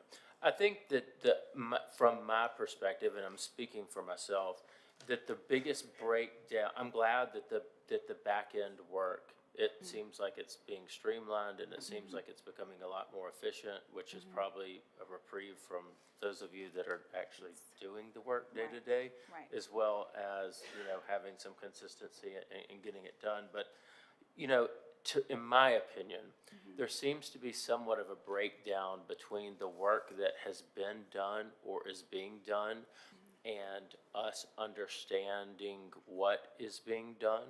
Because I have, in looking at the data that you provided that is district specific for my district, there are certain things that, you know, that I'm consistently sending up, and I get a response that it's being sent to code enforcement, right? I get the response that it is being sent to code enforcement, and I fully believe that it is. But then, you know, some of these things I'm getting, you know, I got kind of chewed out on Thursday for something from 2 years ago. And so and you don't have to, this is something that, I don't want to put you on the spot, but we have to have a way of I get that y'all are going to try to do a public portal or something. I didn't really understand what that, but something where a citizen can go on. But the 9 of us are going to neighborhood meetings and getting stopped in the grocery store and or at a funeral, or, I mean, hell, it could be your own mother's funeral, and someone's gonna come up and ask about something that's going on, and they have, I get calls and emails and stuff all the time. It's like, I have told you this many times about this property, da-da-da-da-da.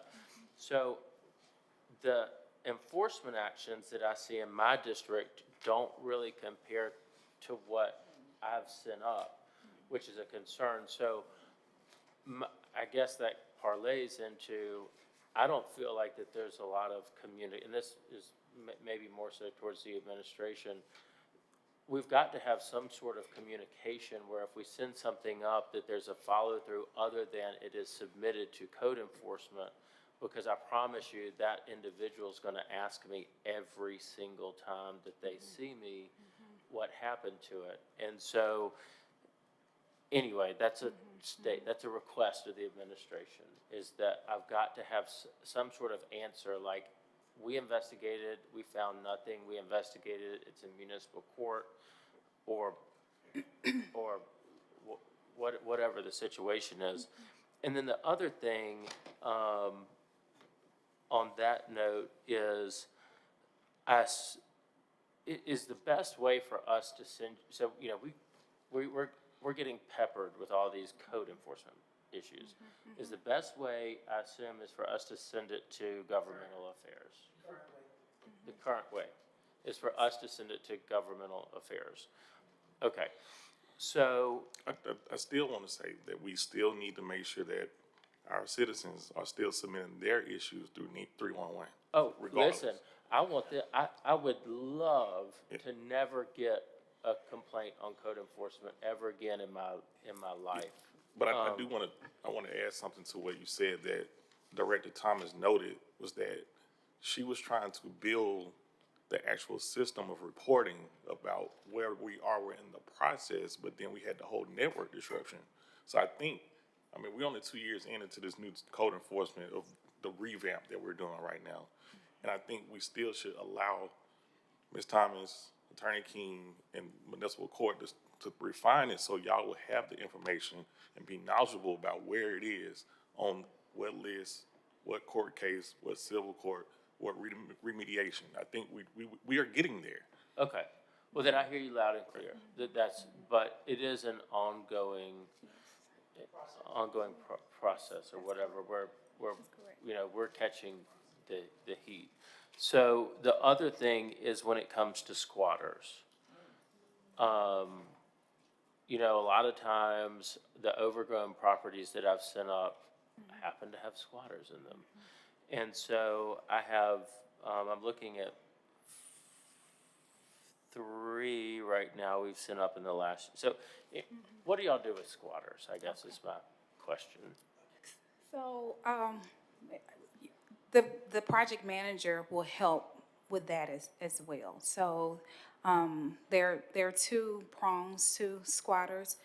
From our code enforcement perspective, we investigate the properties to see if there are code violations. If the structure is uninhabitable, the International Property Maintenance Code allows us to post that structure to be vacated.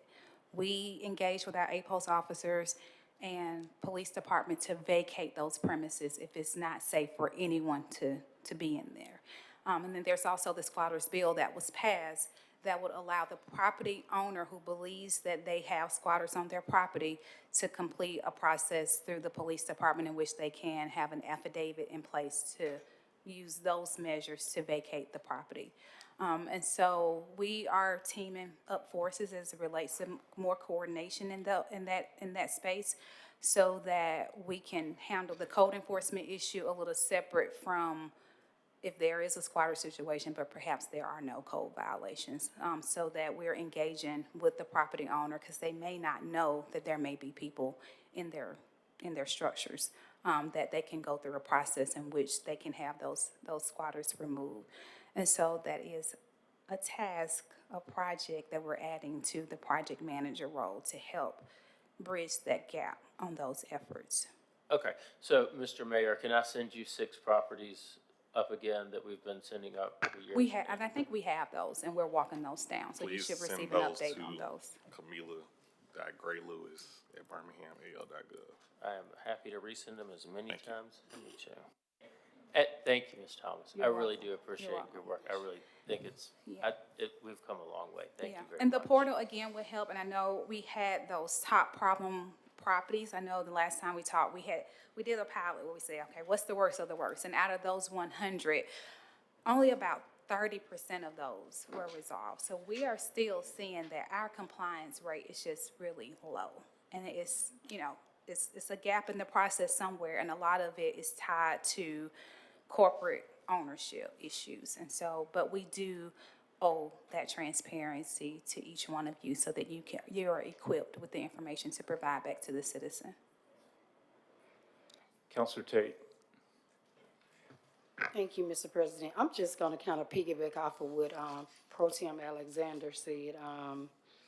Because, looking at this report, again, thank you, Director Thomas, for this robust presentation. And so I did notice, like, all of the districts are broken down by, demos, weed abatement, what have we. And I want to piggyback off something Pro Tem Alexander said. When you report, a property and people are confronting you about, what is happening in the process, how feasible, because you guys have taken some time to really do some research and say, hey, you got this many properties in your district, that's up for demolition or what have we. How feasible is it to get, maybe like, since you've done the research and you know what's out there, is it feasible to get each one of us a report to tell us, hey, it's at this phase, you hear, because oftentimes, as she said, you go to these meetings and you're being attacked, in which, that's just not good. And you find yourself, really just being cordial, so you won't get into this verbal, fist fight. So how feasible is that? Into Council Williams' point, when you do see these dilapidated structures and you see the doors open, do you guys contact the owner to board it, or is it something that you, the city, can do to make sure that people are not entering into these properties? Yes, so those vacant properties that may be abandoned and unsecured, they are required to secure them. So we do research the property owner and give them notice that they need to secure the property. We usually give them about 10 or 15 days to respond to those notices. In terms of your question around the access to the reporting and how feasible that is something that we are working on now. So our goal was to get all of our cases into the Acela code enforcement / permitting system. What we don't have built out completely is the reporting aspect of it, and that's the portion that we're working on now. As soon as that aspect is available, we will be able to resend those reports that we were sending to you all monthly that will have the detail by property address and the status. So that is something that we're working on now. Right now, all we have is just the generalized information on the number per district, and that was a very manual process that was done to get those numbers. But the detail that you are anticipating is forthcoming with the reporting that will be built out in that system. Thank you very kindly. You're welcome. Counselor Clark. Thank you. I thank you too for this report, but I don't envy you and the job of code enforcement, especially. I think we've made some great strides to try to merge things to make it, the left hand talk to the right hand and have it be more coordinated. But I feel like the trends are not in your favor. Like, you mentioned heirs property, and I think that's probably more prevalent than, like, there is no clear ownership of the property. And we know, at my other job, anecdotally, from people who need repairs to their home, but they can't evidence ownership through a deed. It could be their grandmother's name or somebody else on the deed. So there are many owners. There's just one heir who's living in the property, but they are paying probably too much taxes because they can't get a homestead exemption or a loan. And, why should they maintain the property? They don't own any more than the other heirs. But so I think that's a big issue. Also, the tax lien sale, that's pretty new. That replaced the tax deed sale. I think that's gonna be predatory in nature and, have a lot of outside investors tying up properties that they really have no interest in. So I think, too, baby boomers who intend to pass their assets on to the next generation, the research says a lot of them will die without a will. And the ones who have a will, if they're willing their one house to their 5 children, it's going to be an heir property issue. So we're doing a study to really look at, to quantify that threat for Birmingham through some funding we received through J.P. Morgan Chase. And we're working alongside Atlanta and Baltimore, which also have a lot of issues. So we may have a study that may help. We have a fellow that we brought on. But anyway, I'm just saying that to say it's a daunting thing. And the trend, with so many boomers aging out, is considered to be a big threat that's going to widen the racial wealth gap because Black and brown people have most of their wealth in their home. But if they're not doing estate planning to pass it on properly, or a lot of it already hasn't been passed on properly because culturally just access to legal services and, people really caught up with survival issues just haven't gone to see a lawyer to see, how to plan their estate. But one of the things you said that, I wanted to know more about, you said that when your officers are out and they can interact with a homeowner and do a citation on the spot, that's had a different result from just sending things in the mail. Could you elaborate on that? And the reason why I'm asking is because I know this is like a rabbit hole. I had a boyfriend who lived in East Point who would come over here and stay too long and his grass would overgrow. But when he would get a citation, it would be on a form that showed his violation, but it had all the other violations on there too. So, the inspector just checked it off of a list of things. So that way you see what you did wrong, but you also see other things that you could have been cited for had those not been, so it's also educating you at the same time. I think here we go out and observe something, we come back and generate a letter that goes to an owner of record who, may be there or may not be there or whatever. So is there, I think one way you end up learning about other code violations or, while you're, cited for the one thing. So that's like, I guess the Center for Community Progress calls it code encouragement, and I know you're trying through the coffee with code enforcement, but maybe there's some other kind of simple ways we could even change the citation process so that it's more informative, more in real time. But I don't know, you said it's made a difference.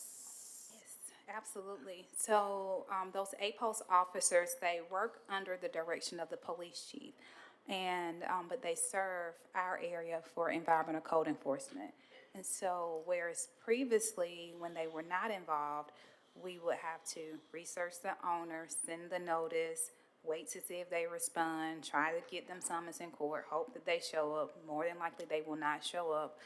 That process is now completely streamlined. So those officers are engaging directly with those property owners who are, it's occupied property. So they see the violation, they knock on the door, they engage with the owner or the occupant of the structure. They're able to write a ticket on site. This is your violation. You have so much time to clean it up. This is your court date. And that is placed on a docket for environmental court. But they are seeing where the citizens are responding to that ticket. When before that, that engagement was still happening. If the regular code enforcement officer would see a citizen on site, they would still educate them just by talking to them and letting them know that they had a violation. But the ticket process through the 8 post officers have streamlined that notice process that was in place before. Mr. President, Yes, sir. I just chiming in, because we want to acknowledge what you said about the citation process. I think you need to at least let us look into that, because I don't want to get us on, that's treading a little bit of legal waters. I think we just need to look at that to see what benefit that does help us to do what you suggested with the long form. No, it's just something I noticed, like, it educated me, so I thought, oh, this is cool. Yeah, just let us investigate that with Yeah. OCA and municipal court. I just don't want us to publicly say that we're kind of like going out. Okay, that's fine. And I feel like there's also, when it gets to the squatters and hoarders and, people who just have way too much stuff, there's mental illness a lot of times. And I don't know if we have police department social workers or other folks who help you all maybe respond, with services or referrals, or I don't know how you would intervene there, but We do. it strikes me that something else We do. is needed. We engage a third-party vendor that we actually use ARPA funds for mental health evaluations that police department is not able to do. Yes, we have that. Okay, because I think that's going to go a long way, and I'm glad to hear that, and then on the housing code inspections, the 4,883, are they just kind of riding around and looking for like a gutter hanging off or something like that? It's not, or like an electrical service thing exposed? Yes. It's, okay, and so, when we have 4,883, those are things they noticed and took action on? Yes, those are property maintenance violations. So if it was really severe, it gets routed to the condemnation team to write up for condemnation and demolition. But if it's property maintenance related matters to the structure, then they send notice, and those cases end up in environmental court as well. But it's a violation of the International Property Maintenance Code.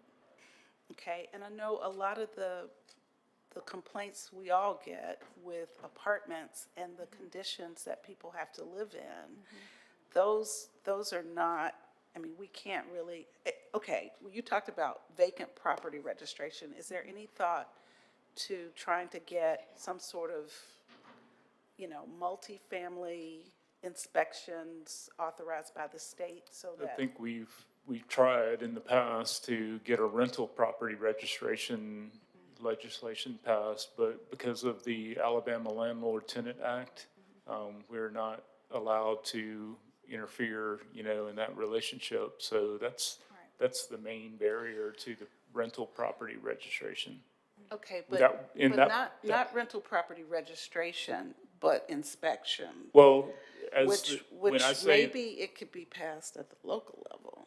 Well, when I say rental property registration, I'm thinking about other properties, other municipalities that have that type of law that involves a inspection process. So within I a see. multifamily structure, each individual unit would have to be inspected before it could be rented. That's how it works in places like, and I want to say,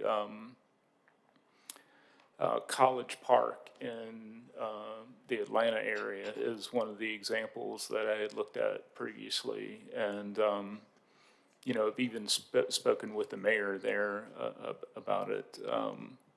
But, Yeah, it's sort of a Alabama- moot point in Alabama Yeah. because the law doesn't allow us to do that. Yes, that's correct. Okay, that's all I have. Okay. But thank you so much. You're welcome. Thank you. Counselor Woods. Thank you, Mr. President. I think one comment first, I think the reports were very helpful, so I think those coming back and potentially with more information, I think that allows I think kind of having that continual conversation with the residents, they understand there's a process to it, but having the information to kind of explain like where it started, where it is, what's left, to be able to kind of talk that out is helpful. I think the biggest piece of feedback that I have is around, I guess once things are in the funnel, I think they move pretty well as far as we can keep up with it. Having a report, we don't have to reach out to see, hey, is this address in the system or not? So that's good, but I think as far as like that piece where things actually get inputted into the funnel in terms of whether a resident reports it, whether somebody on your team passes by and sees the issue and inputs it there, what does that look like on your end? And if you could talk a little bit about how y'all have been able to improve on the items that y'all, I guess, maybe are self-identifying. Yes, so we get complaints various ways. Obviously, SeeClickFix was created to be a single source for all the complaints to be centered in. So we use that, we email, phone calls, we get it all. But we also do patrol the areas. So if we're at some point, we would like to move away from being a complaint-driven code enforcement. That is just, it's not efficient. We would like to be able to get to it before it becomes a code violation, and that is really through the education piece. But when we do get it, if we are going to investigate a property on a block, if we see anything else on that block or on the way, we will write that up as well. So our teams are in the SeeClickFix system, responding to those. We try to give a response back in terms of letting the resident know that we've received it. And then one of the other tasks that we realized that there may be some gaps that still need to be closed, so that project manager will help close the gaps on those SeeClickFix requests that are in there that may not have been closed out. The property may have been cut or abated, but it may not be documented in that system. So it will help close the gap on that as well. So that's the complaint system that we still use to investigate issues. But then in terms of the Acela code enforcement system, that is where they will enter the case, because some things are obvious violations, but if we investigate and see that it's actually not a violation, or they were able to clear the violation just based on a conversation with them, then it's closed out. But if it's an actual violation that's still continuing on the property, then that case is put into the Acela code enforcement system, and it's worked through the entire process, whether it goes to city council for abatement or goes to municipal court for abatement. Yeah, I mean, that's my only thing is I think, one, getting to where, if there's a violation, it kind of organically gets captured. So that was a piece. And then I had a follow-up on the portal piece that you mentioned.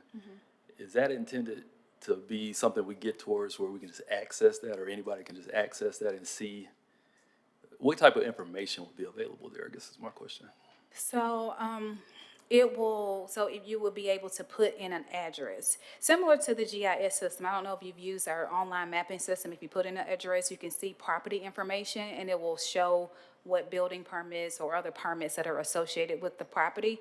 It will be that same type of access. So if you enter the address, it will provide case numbers that are associated with that property. And so there'll be case numbers that you will recognize as for condemnation. For instance, if it's a condemnation case, you'll be able to click on that case number to see that we have it in process and see where it is in the process. And so our team we have access to that now based on our login credentials, but we're in the process of opening that up so that anyone can just do a lookup by address without having to have the login credentials. Cool, thank you. All right, Councilor Abbott. Thank you, Mr. President. So on page 5, it has an organization chart of your code enforcement organization. 6. So I know they're not numbered, but I put numbers on mine. So there are 5 vacancies, and I just wanted to know where you are in the hiring process. to fill the vacancies? Page 6 on the org chart. Yeah, so we are active. Most of these are all past the interview process and in the offer stage. So they will all be filled sooner than later. Okay, and so. Oh, good, thank you. Well, that's funny, my page 5 is your page 6, I'm worried now. So you're going to get these people in for the next year, the upcoming budget year. Are you requesting any additional enforcement personnel? We're looking at that now, but what we are, right now, that's not anticipated. What we're wanting to do is really get the Acela permitting system and code enforcement system rolled out so that we can really capture the volume of cases. Again, the APOS officers from the police department has really helped us in this work.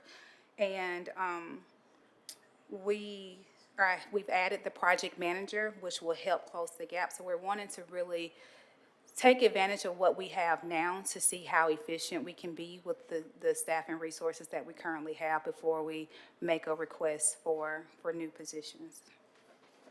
Okay, and first of all, I should have said how much I appreciate the documentation you gave us, because when we go to neighborhood meetings and we get slammed by the residents, this gives us something to show them and a talk from that has accurate information in it. I really appreciate that, because I attend all my neighborhood meetings, and people are, I would say the number one issue at neighborhood meetings is code enforcement and, of course, police enforcement. So the two of them are related. They are. And so I really appreciate this information. And Coffee with Code Enforcement was brilliant, and I hope that y'all have a whole another set of them for the 4 quadrants of the city, because when people heard about them after the fact, they said, oh, I wish I'd known. So that tells me that there's a market out there for having more of those. Yes, we will. And then the other thing is, when I report a lot of things to my BHAM 311. And sometimes they disappear without anything being done. So this is my question. If you turn in, like I'll use the one for 730 10th Avenue South as an example. They have a zoning violation because they have more than 3 unrelated people living in a house. They removed the city sidewalk and graveled the entire backyard.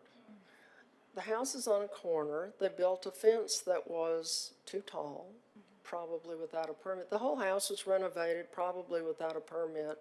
At least it wasn't posted. They park on the city right-of-way a lot, sometimes in the front yard, but mostly on the city right-of-way. So did I put too many violations on one request, and that's why it disappeared from the system? Should I have only put the zoning violation as a separate entity and then gone to the fence and the sidewalk removal? Which none of this has ever been addressed, and it's been at least 3 years since I turned it in, and now it's gone. Because when you try to re-enter something, it usually tells you it's already been done. Okay, it's gone. So what is your advice for actually getting attention for something you turn in rather than having it disappear? Yeah, we'll look into that particular case, but if someone receives it, they will handle the matters that they need to handle, and then because we're all one team now, they will disperse that to the other team members who need to see it. I mean, these people had so many violations, you couldn't possibly visit the property and not see. The removal of the city sidewalk was really egregious. Like, probably 30 feet of city sidewalk removed and gravelled over. for their parking lot. So how it's gone, you know, I guess I just don't understand how the system is working, but I do appreciate this information, and I'm going to turn that place in again. Okay. I'm going to attach more photographs. Nothing has changed. And see if we can't get something done about it. Because everybody knows, you know, everybody in the neighborhood knows what's going on, but We'll look into that. Thank you. thank you. That was all. Thank you. I am shocked that you didn't ask the question that I'm going to ask for you, because I hear you complain about this all the time, so I'm going to ask this. Yeah, we have the 4 APOS certified officers who are in the quadrants of the city doing code enforcement. We have the zoning inspectors and stuff, but, you know, one of the things that I think, and I know Councilor Abbott, you know, has mentioned to me on many occasions, is that people are doing work without permits after hours. So how are we addressing that issue in terms of staff time to have folks who are out there actively looking? I mean, we have, you know, I can't say that there's a bunch of them, but we have businesses that operate, you know, from 7 p.m. to 3 a.m. Anyway, with respect to code enforcement, how are we staffing the times when people are doing, you know, unpermitted work? Yeah, so those reports can still be reported to us. We have a chief building inspector who can go out the next day or send an inspector out the next day to investigate and continue to monitor the site when we can to see if they're working without a permit. And we usually do catch those individuals who are doing that and issue a stop work order with a double fee so that they know to not do that. But if you have a report of that, just let us know and we will certainly investigate it. Okay. Thank you, Mr. President. Actually, it was on my list and I overlooked it. But can we quadruple that fee?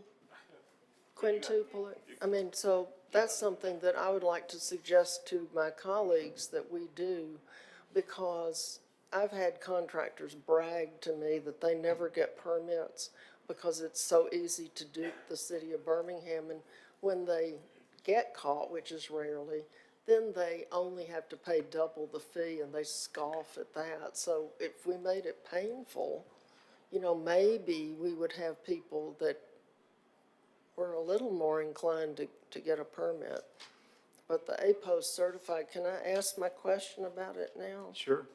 Since I've tried to be good.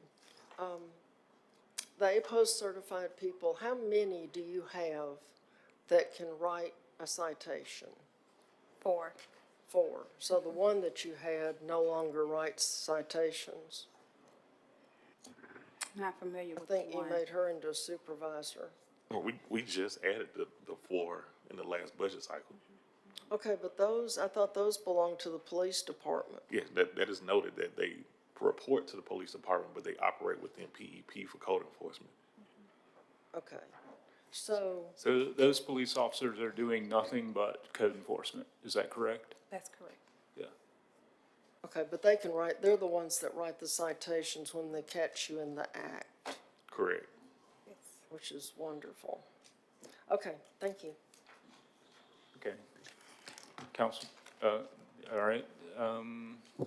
Other questions before we go to municipal court? All right, so one thing before Mayor Woodfin leaves, I do want to say that we are achieving some improvement. One of my first memories as a beginning city councilor was Mayor Woodfin convened all of the city staff and departments that had a touch point on the code enforcement in conference rooms, D&E. This is early on, and I happened to be here, and he came across the hall and invited me to come listen in. And he asked the question to that group, and it was like 30, 40 people in the room. He asked the question, when was the last time that you all had been assembled together and talked about the system? Absolutely zero hands went up. And some of these people had worked for the city for decades. So, you know, compared to where we were, we are definitely making, you know, I mean, where we are now compared to where we were then is a world of difference. So I just want to, you know, acknowledge that improvement and say thank you. Yes, sir. Mayor Woodson. Good afternoon, everybody. Good to see you all. I may miss the last part of the presentation today. I have another meeting, but I think this meeting has been productive so far, and I think there's still more to come. I want to highlight a sensitive matter that I know you all are extremely sensitive to, and I ask that you not necessarily take it out on the municipal court when they come up. Give me the opportunity to speak to the police department, who's actually not here, the people that are actually responsible for walking down warrants. I caught that earlier, and it stuck with me since. But just in case I missed it, I wanted to come up and say that. I can tell you from a system standpoint, I want you to imagine the amount of cases we have in municipal court on a weekly, monthly, yearly basis versus how many FTAs exist. And then the priority has always been felonies. And so it's not some large team that's out here walking down daily that many misdemeanor warrants, which that's an overwhelming number if you can imagine. However, I think I can speak to the police about try isolating environmental cases, if you would. Now, I'm gonna tell you what that's gonna consist of. It's gonna be a lot of seniors and elders who are out here going to their house or place of business to arrest, if you want to move to that point. What usually happens in misdemeanor arrests, and I've seen this on a consistent basis, even prior to being mayor, is that when there's a failure to bear on a traffic ticket or anything of that nature, so when it's a crime against person, that's a different type of movement, i.e. a domestic violence or an assault case in municipal court. But the other cases that are not against persons, it's usually a routine traffic stop. This person has a ticket. When we get into some of these cases on FTAs around environmental, I just want us to consider how that looks, which is not your job, but I want you to at least consider the thought. My commitment to you and all of you all is just let me flush that out with the police department to see what that looks like. Council Williams. Mayor, thank you. Obviously, that was my comment, and I feel strongly about that. My concern is not arresting the old lady that couldn't cut her grass because of her age or inability to access a lawnmower or whatever the extenuating circumstance.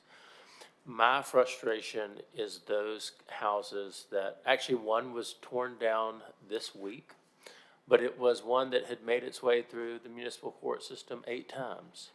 And it was, it's sort of like all they have to do is, this is before we were serving too. So at first, all they had to do was not answer the door or say that, no, that's not who I am. Or say they didn't get the certified mail for a period of time we were doing certified mail. But it's the consistent house that is the absolute nuisance to the taxpayer, to the residents, that's degrading the entire neighborhood. That is the person I would love to go to jail. But I understand that you're walking that down, so I will not give the court a hard time. But on that topic, since it has been brought up, has there been any progress in having our warrants connected to NCIC, so whatever agency pulls them over, they can see our warrant?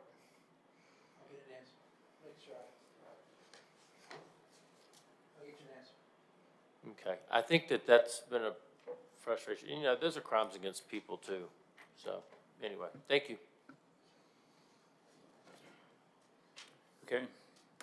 All right. This time, we're ready for Judge Sparks and Judge Gilliam.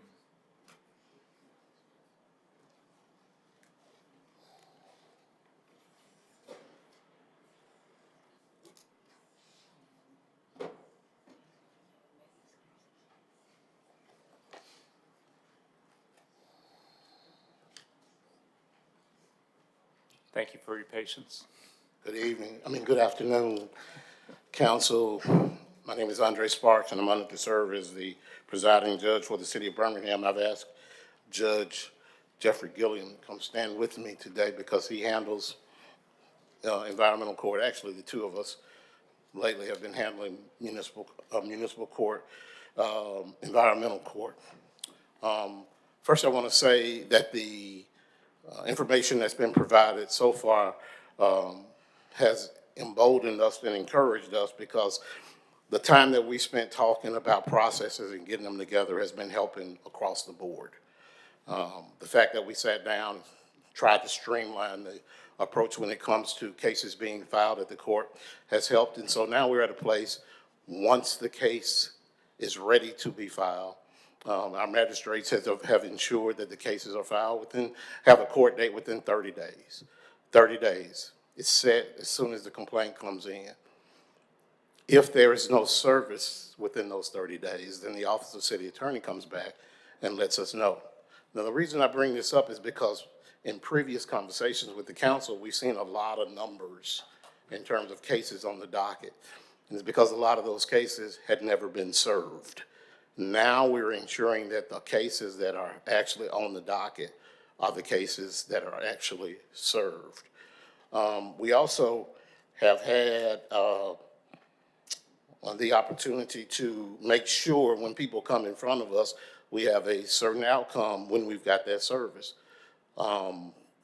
Regardless of what happens, I'm of the impression and of the belief, and I have strongly urged Judge Gilliam, when they come to court, if we get to that point, that they're going to pay some money.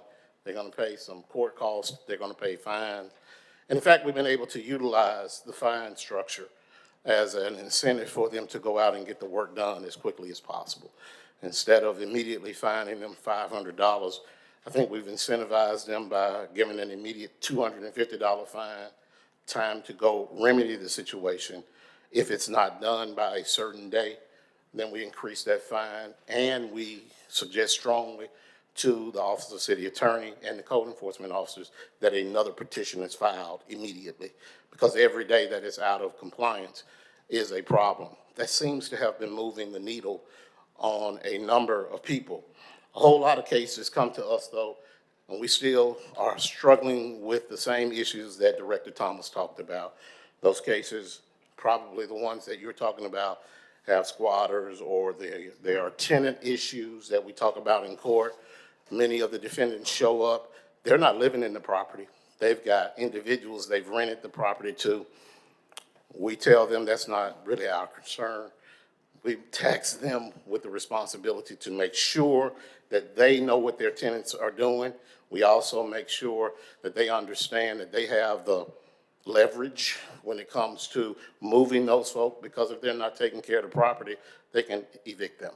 And we're not hearing those conversations from them, because you can imagine a lot of these properties are rental properties. We also make sure that when there are pending sales, everybody understands that before that sale goes through, somebody's going to pay whatever the fines are to get that property cleaned up. And it's not going to pass from one person to the next. Demolition, of course, presents other issues, but by and large, when they come to court, they know they're walking out with some kind of consequence before they get out. Due process is essential when they come to court, so I will remind you, because we're talking about the possibility of going to jail, they have a right to be represented by an attorney when they come in, and we have to make sure that we advise them of the right to attorney, and if they qualify, they get appointed an attorney. And so that's simply part of the process. We do still have a number of residents who don't have resources to resolve the issues that they have. That presents a problem, because we can fine them, but if they don't have resources to resolve it, then that's a social hole that we've got to fill. We think we have some opportunities to fill those holes with some community organizations that can come in, but finding them alone doesn't resolve the problem that the neighbors are complaining about. We can find them all day long and bring them back in 30 days or 40 days, and the situation is exactly the same way it was. And it's not such that they don't want to try to resolve it, but they simply don't have the issue. We can order community service, which each of you know, we order a lot of community service at municipal court. But the community service, such that they can do it, sometimes is beyond their capacity because of their age or perhaps disability. So that's a problem we have to deal with. If you'll notice the numbers that you have, and our numbers are the same numbers as the Office of City Attorney, I mean, it wouldn't be any different. When you see the cases have been dismissed, that actually is a complicated thing, because we dismiss cases for a number of reasons.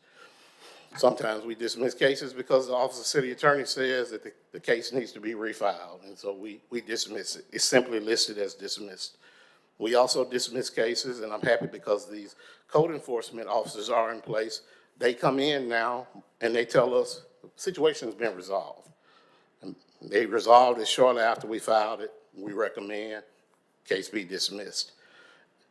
Now, I'm still of the opinion, if we got into the place of filing that case, they're still gonna pay court costs on that, but that's not our focus there. Focus is making sure that the property has been, or the issue has been resolved. We've seen the presence of the 4 code enforcement officers increase compliance significantly. And that's encouraging. And so to the point earlier about more code enforcement officers, yes, that would help everybody out. That would mean we could have more cases come to court. But as it is right now, the numbers show, based on this new process, we're having perhaps 50 cases a month come to court, even though we have a docket every week. And so you can break that down per docket. If we have more code enforcement officers, of course, we could have more cases. We would have more dockets to handle those cases. As it is right now, more dockets with the current situation would only pull these code enforcement officers out of the streets where they need to be working, because they'd have to be in court to talk to us about the issues that are going on.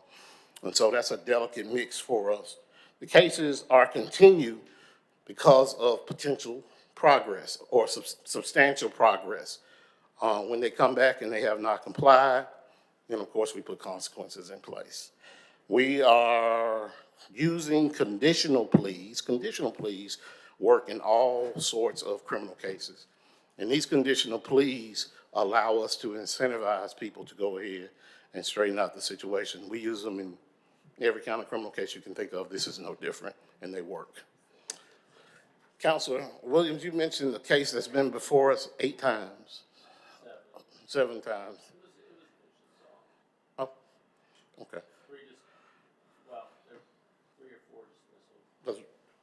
3 or 4 dismissals. Yeah, I wasn't aware of it, and I don't think Judge Gilliam was. 686. Anyway. It's resolved. It's the city court down yesterday. Celebrations. All right. That's a resolution. So, Judge Sparks, thank you. So one of the things that I'm hoping that, you know, we can work towards is, I don't think, you know, we've done a little bit of this before, but I don't think the council has any regular, you know, reporting or metrics that we can follow over time to see, you know, how these are cases are progressing, and just, you know, the efficiency and effectiveness of our municipal court in general. So that's something that I would ask you for is, you know, can we see dockets? And, you know, we're interested in things like, you know, number of cases, what are those cases for? You know, how many days is it taking to get those individuals, those property owners served. You know, how many overall days to resolution or dismissal? Anything that, you know, you can provide that helps us understand, you know, because I think there's this sort of, without that types of information, I think there's a perception in the community that, you know, some of these things, you know, enter a cycle in the court where, you know, there's an FTA and then, you know, there's another court date has to be set or something like that. And these cases can drag out for inordinate amounts of time. In the meantime, we have an angry resident who's contacting us, or the same person that we see in the grocery store, you know, every week, who's asking us, hey, you know, what about 686 Street South? I mean, I have been asked, it's not even in my district, but I've been asked about that one, you know, half a dozen times. So I'm glad to hear that it's finally gotten resolved.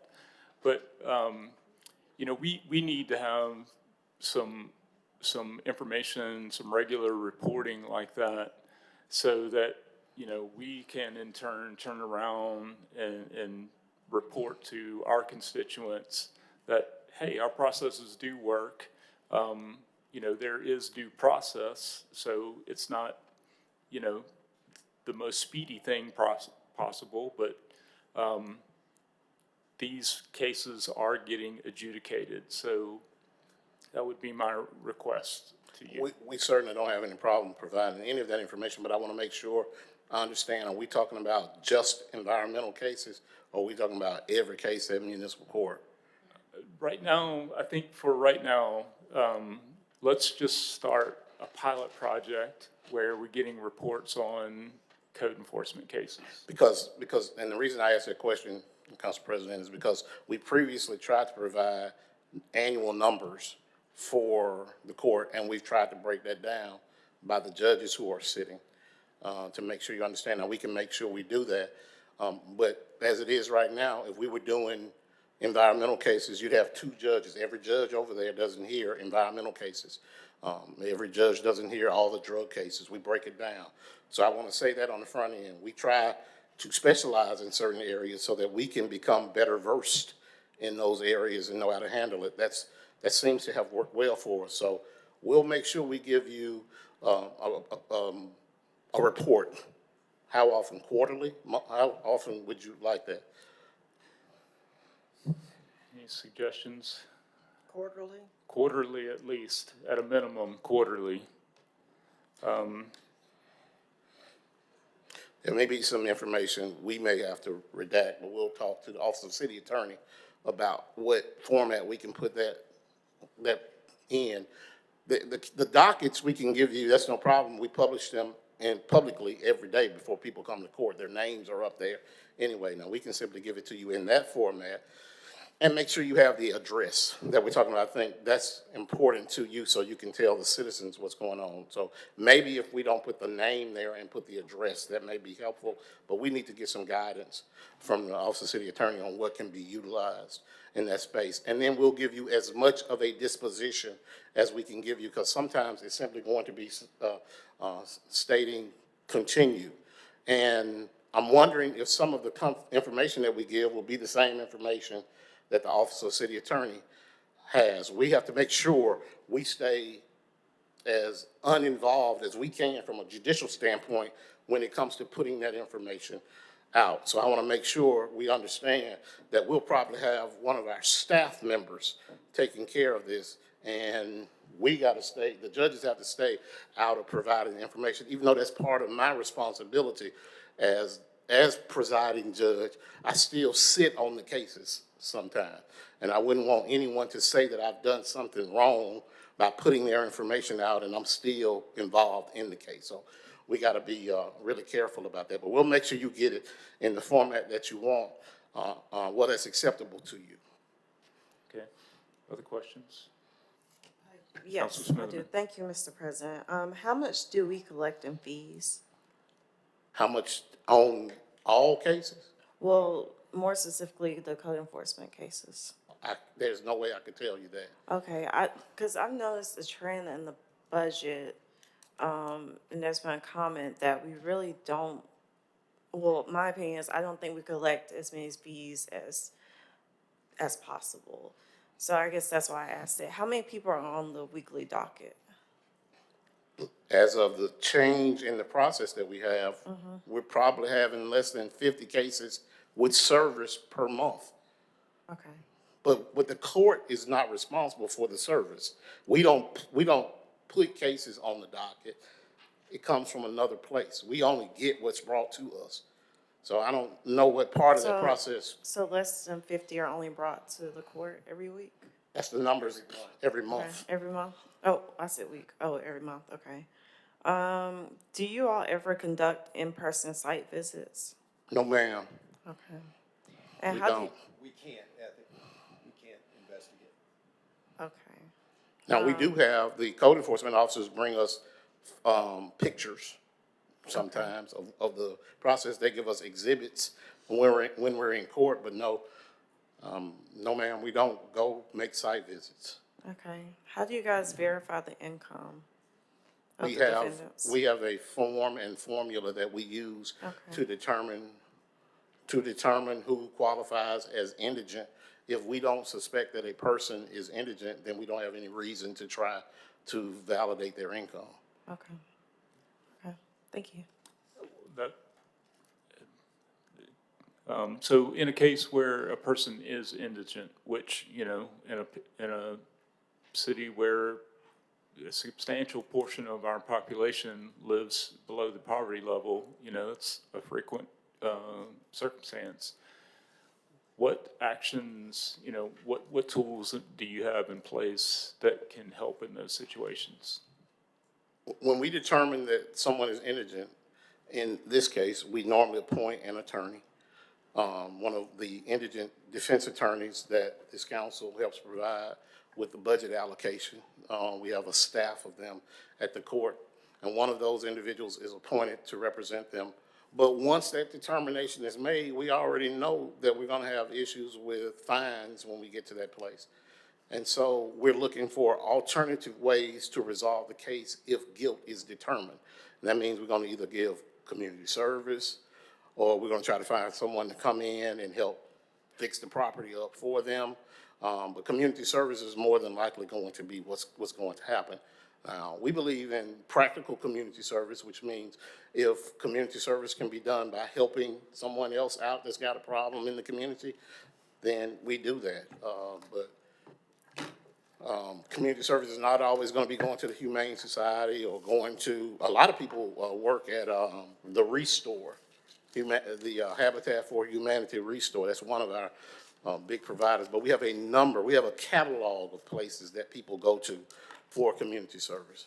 Yeah, I would count them cleaning up their environmental code enforcement issue as community service. We do that as well. Okay. But that's not gonna produce money.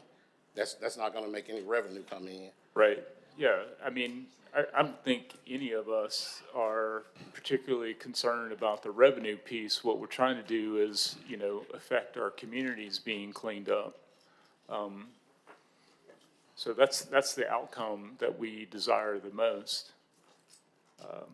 I should also say, Council President Quinn, that some of these projects, even given maximum attention, take longer than 30 days to resolve.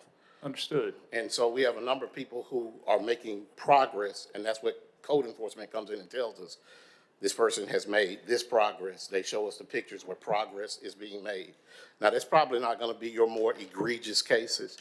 Those cases, those people aren't trying to be compliant, and they present just as much of a frustration for us in terms of dealing with them, as I'm sure the neighbors are frustrated.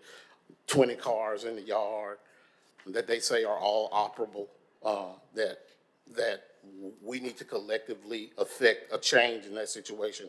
We're as frustrated with that as possible, because when we give them the maximum amount of fine, $500 in court costs, Even if we put them in jail, it still doesn't move a single car out of the yard. Even if we put them in jail, when they get out of jail, every car is still in the yard. And that's because they see the car as value and money. And until we can give them a fine or something that's more than the money they think they can make on those cars, they're not gonna change that. Okay. Council Woods. Thank you, Mr. President. I think, I guess,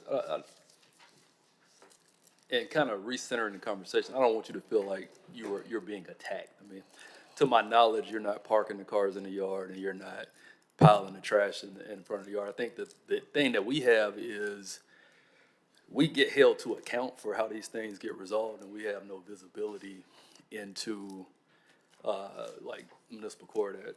And I think asking for a general report, I know the president spoke about code enforcement, but I think at some high level, just having, we don't want to be in a position where we are like getting ahead of cases and any way trying to influence anything, but just on the back end, having some clarity around, this many of this type of cases came before this judge, this was a disposition on them. Most the stuff that's public, that's easy. I think the stuff that, you may have to talk to the city attorney around what needs to be redacted, and that's understandable. But, I think there needs to be some visibility into what's happening. I think we can find a method or a design for a report that can do that efficiently. Yes, we can. Like I said, most departments, we've worked to get something that works. I think, there's conversation around how do we make certain things better, but there is at least some visibility, some conversation, and it's not, I want to be clear, it's not to say, hey, y'all are the problem, because like I said, you're not the one that's doing the person who's basically violating the code. That's where the problem is. But having the understanding of once it goes to municipal court, it's not going into a black hole where, because from when it happens to when it goes into the funnel to code enforcement, all the way to if the attorney has to get involved, if it gets to you, like we're going to meetings like every month, and so it's reasonable for an issue to typically take like 6+ months to be resolved, but that's 6+ times where we're at minimum standing in front of a bunch of people. Why isn't this done? What's happening? Why aren't you doing anything? And so I think it is important to really commit to doing some sort of reporting.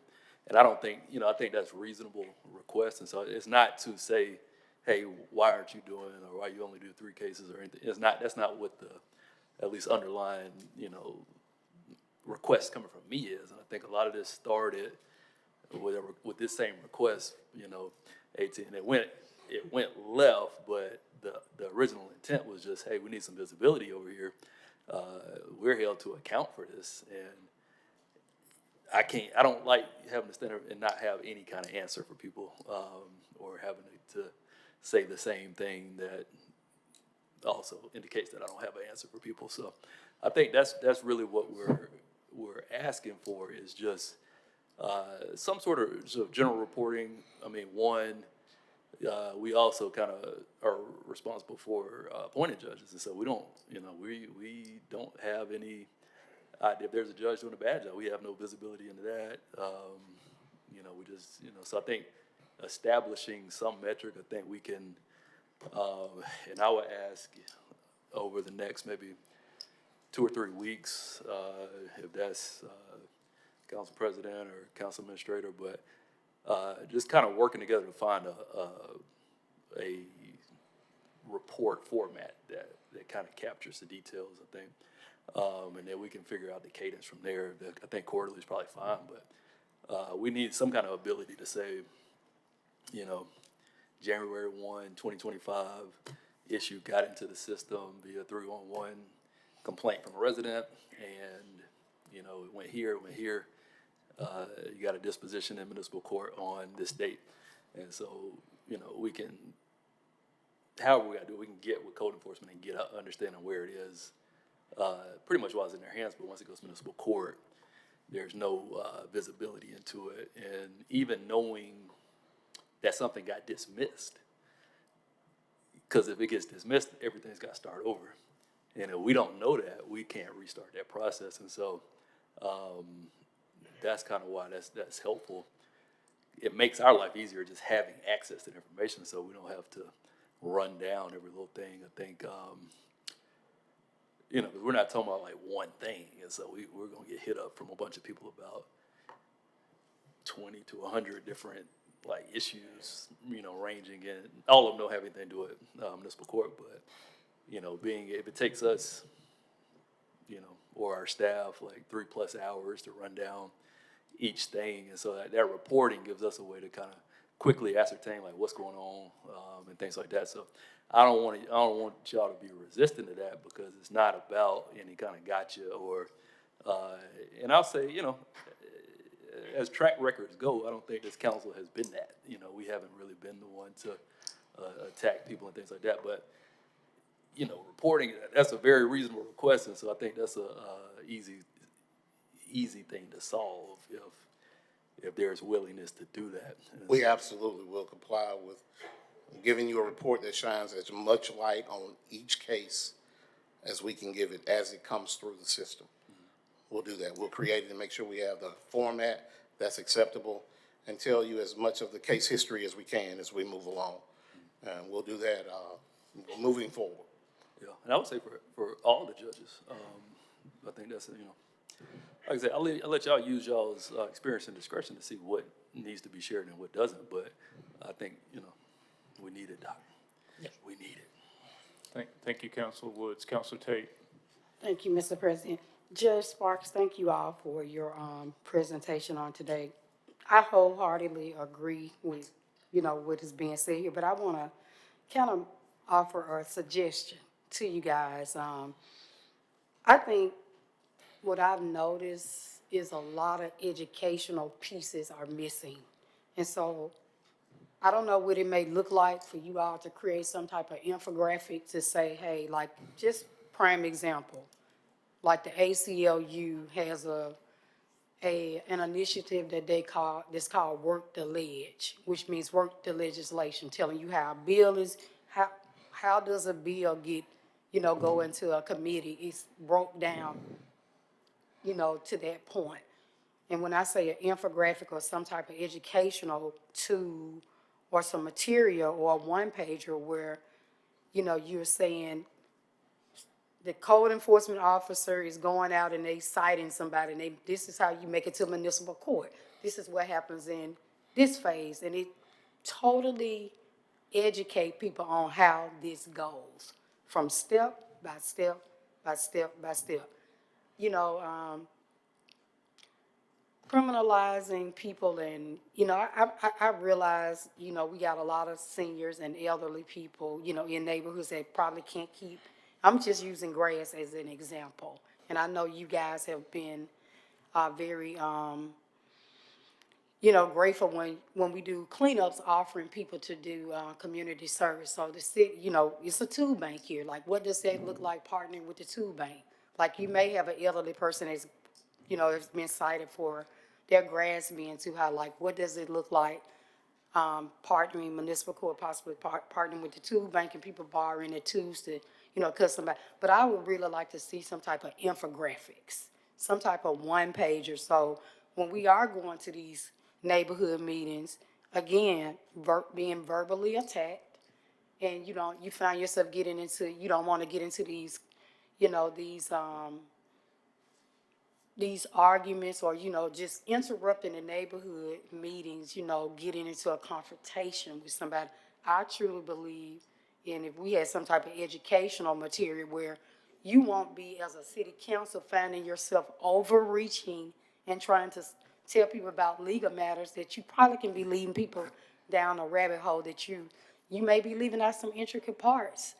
And so I would just really, you know, put that out there to say, hey, can we get like a one-page, or what does an infographic look like? Somebody may maybe be able to click on the municipal court site where somebody has built a nice infographic. You know, I've seen the city, like these nice cartoons or something, you know, that's just a suggestion. I think, in my opinion, that, you know, that's very helpful.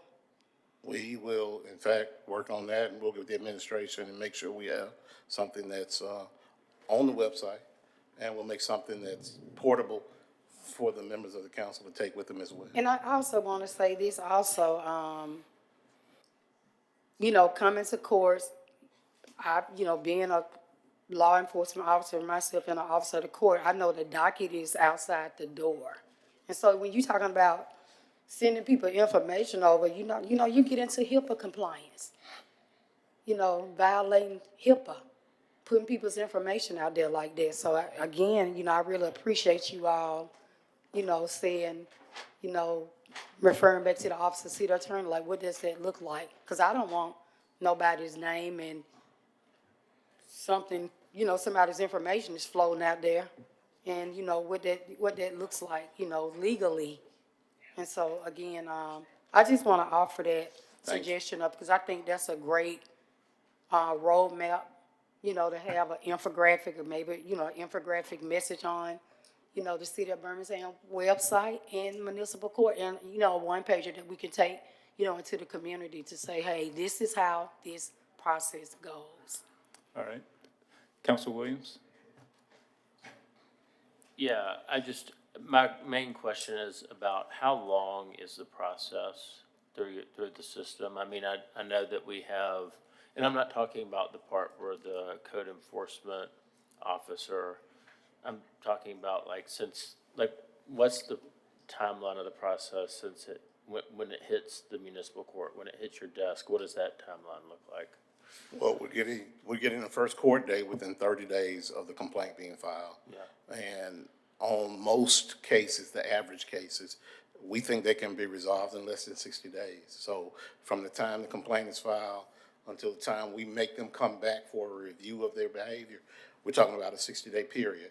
Now, I will tell you, that's under this streamlined service with the code enforcement personnel. Prior to that, when we couldn't perfect service, we couldn't tell you. I mean, it would look like a case was on the calendar for a long time because we never had service perfected. But in this environment, council, I believe you're going to see better and better compliance based on the fact that we're actually in people's faces now. So does that 60 days include the 30 days? So is it a total of 90 days? Or It's from the time that they file the complaint. Okay. That is actually filed and they have service perfected from that point. Okay, and then it takes how long to get service perfected, Ms. King? Like, it's pretty quick, right? Oh, yes. Okay. Pretty quick. Yes, So it's absolutely. not like a month later? No. Okay. Yeah, Okay. and if I may, Counselor. Yes, sir. I would say that a lot of it depends on the case, and it depends on the size of the project. That we have many that cut the grass, get that done in no time. We come back in 2 weeks, move cars, we get that done within a short amount of time. But when you start talking about structural issues, you start talking about houses that are out of compliance, that are not up to code, have to be torn down. Sure. When you run into some of these other legal issues, of course, that stretches out the time. Do y'all have visibility when it comes to if this person is a repeat offender? Like, let's say that they were supposed to cut their grass, they came in compliance, they cut their grass, it was dismissed. And then next year, growing season, that same individual's back. Do y'all have visibility if it's a repeat? We have our records, so we can go back through just about where we know the charges. We're not seeing a whole lot of, that's not to say it's not happening. We're not seeing a whole lot of that. But what we've started doing is leaving cases open. Once we say we're in compliance, we tell them we're gonna review the case again in a period of time, 90 days or so, and then we see what they're doing. So that skews the numbers a little bit because we wanna make sure that the cars we told you to get out of the yard, when they leave, you don't put them back in your yard and they have to start over again. So that complicates it a little bit. And we do that on other criminal cases. We tell people we're gonna monitor you for a little while and make sure you're doing right. So it's kind of complicated when it comes to actually, now if you're looking for just a case to be open and closed and.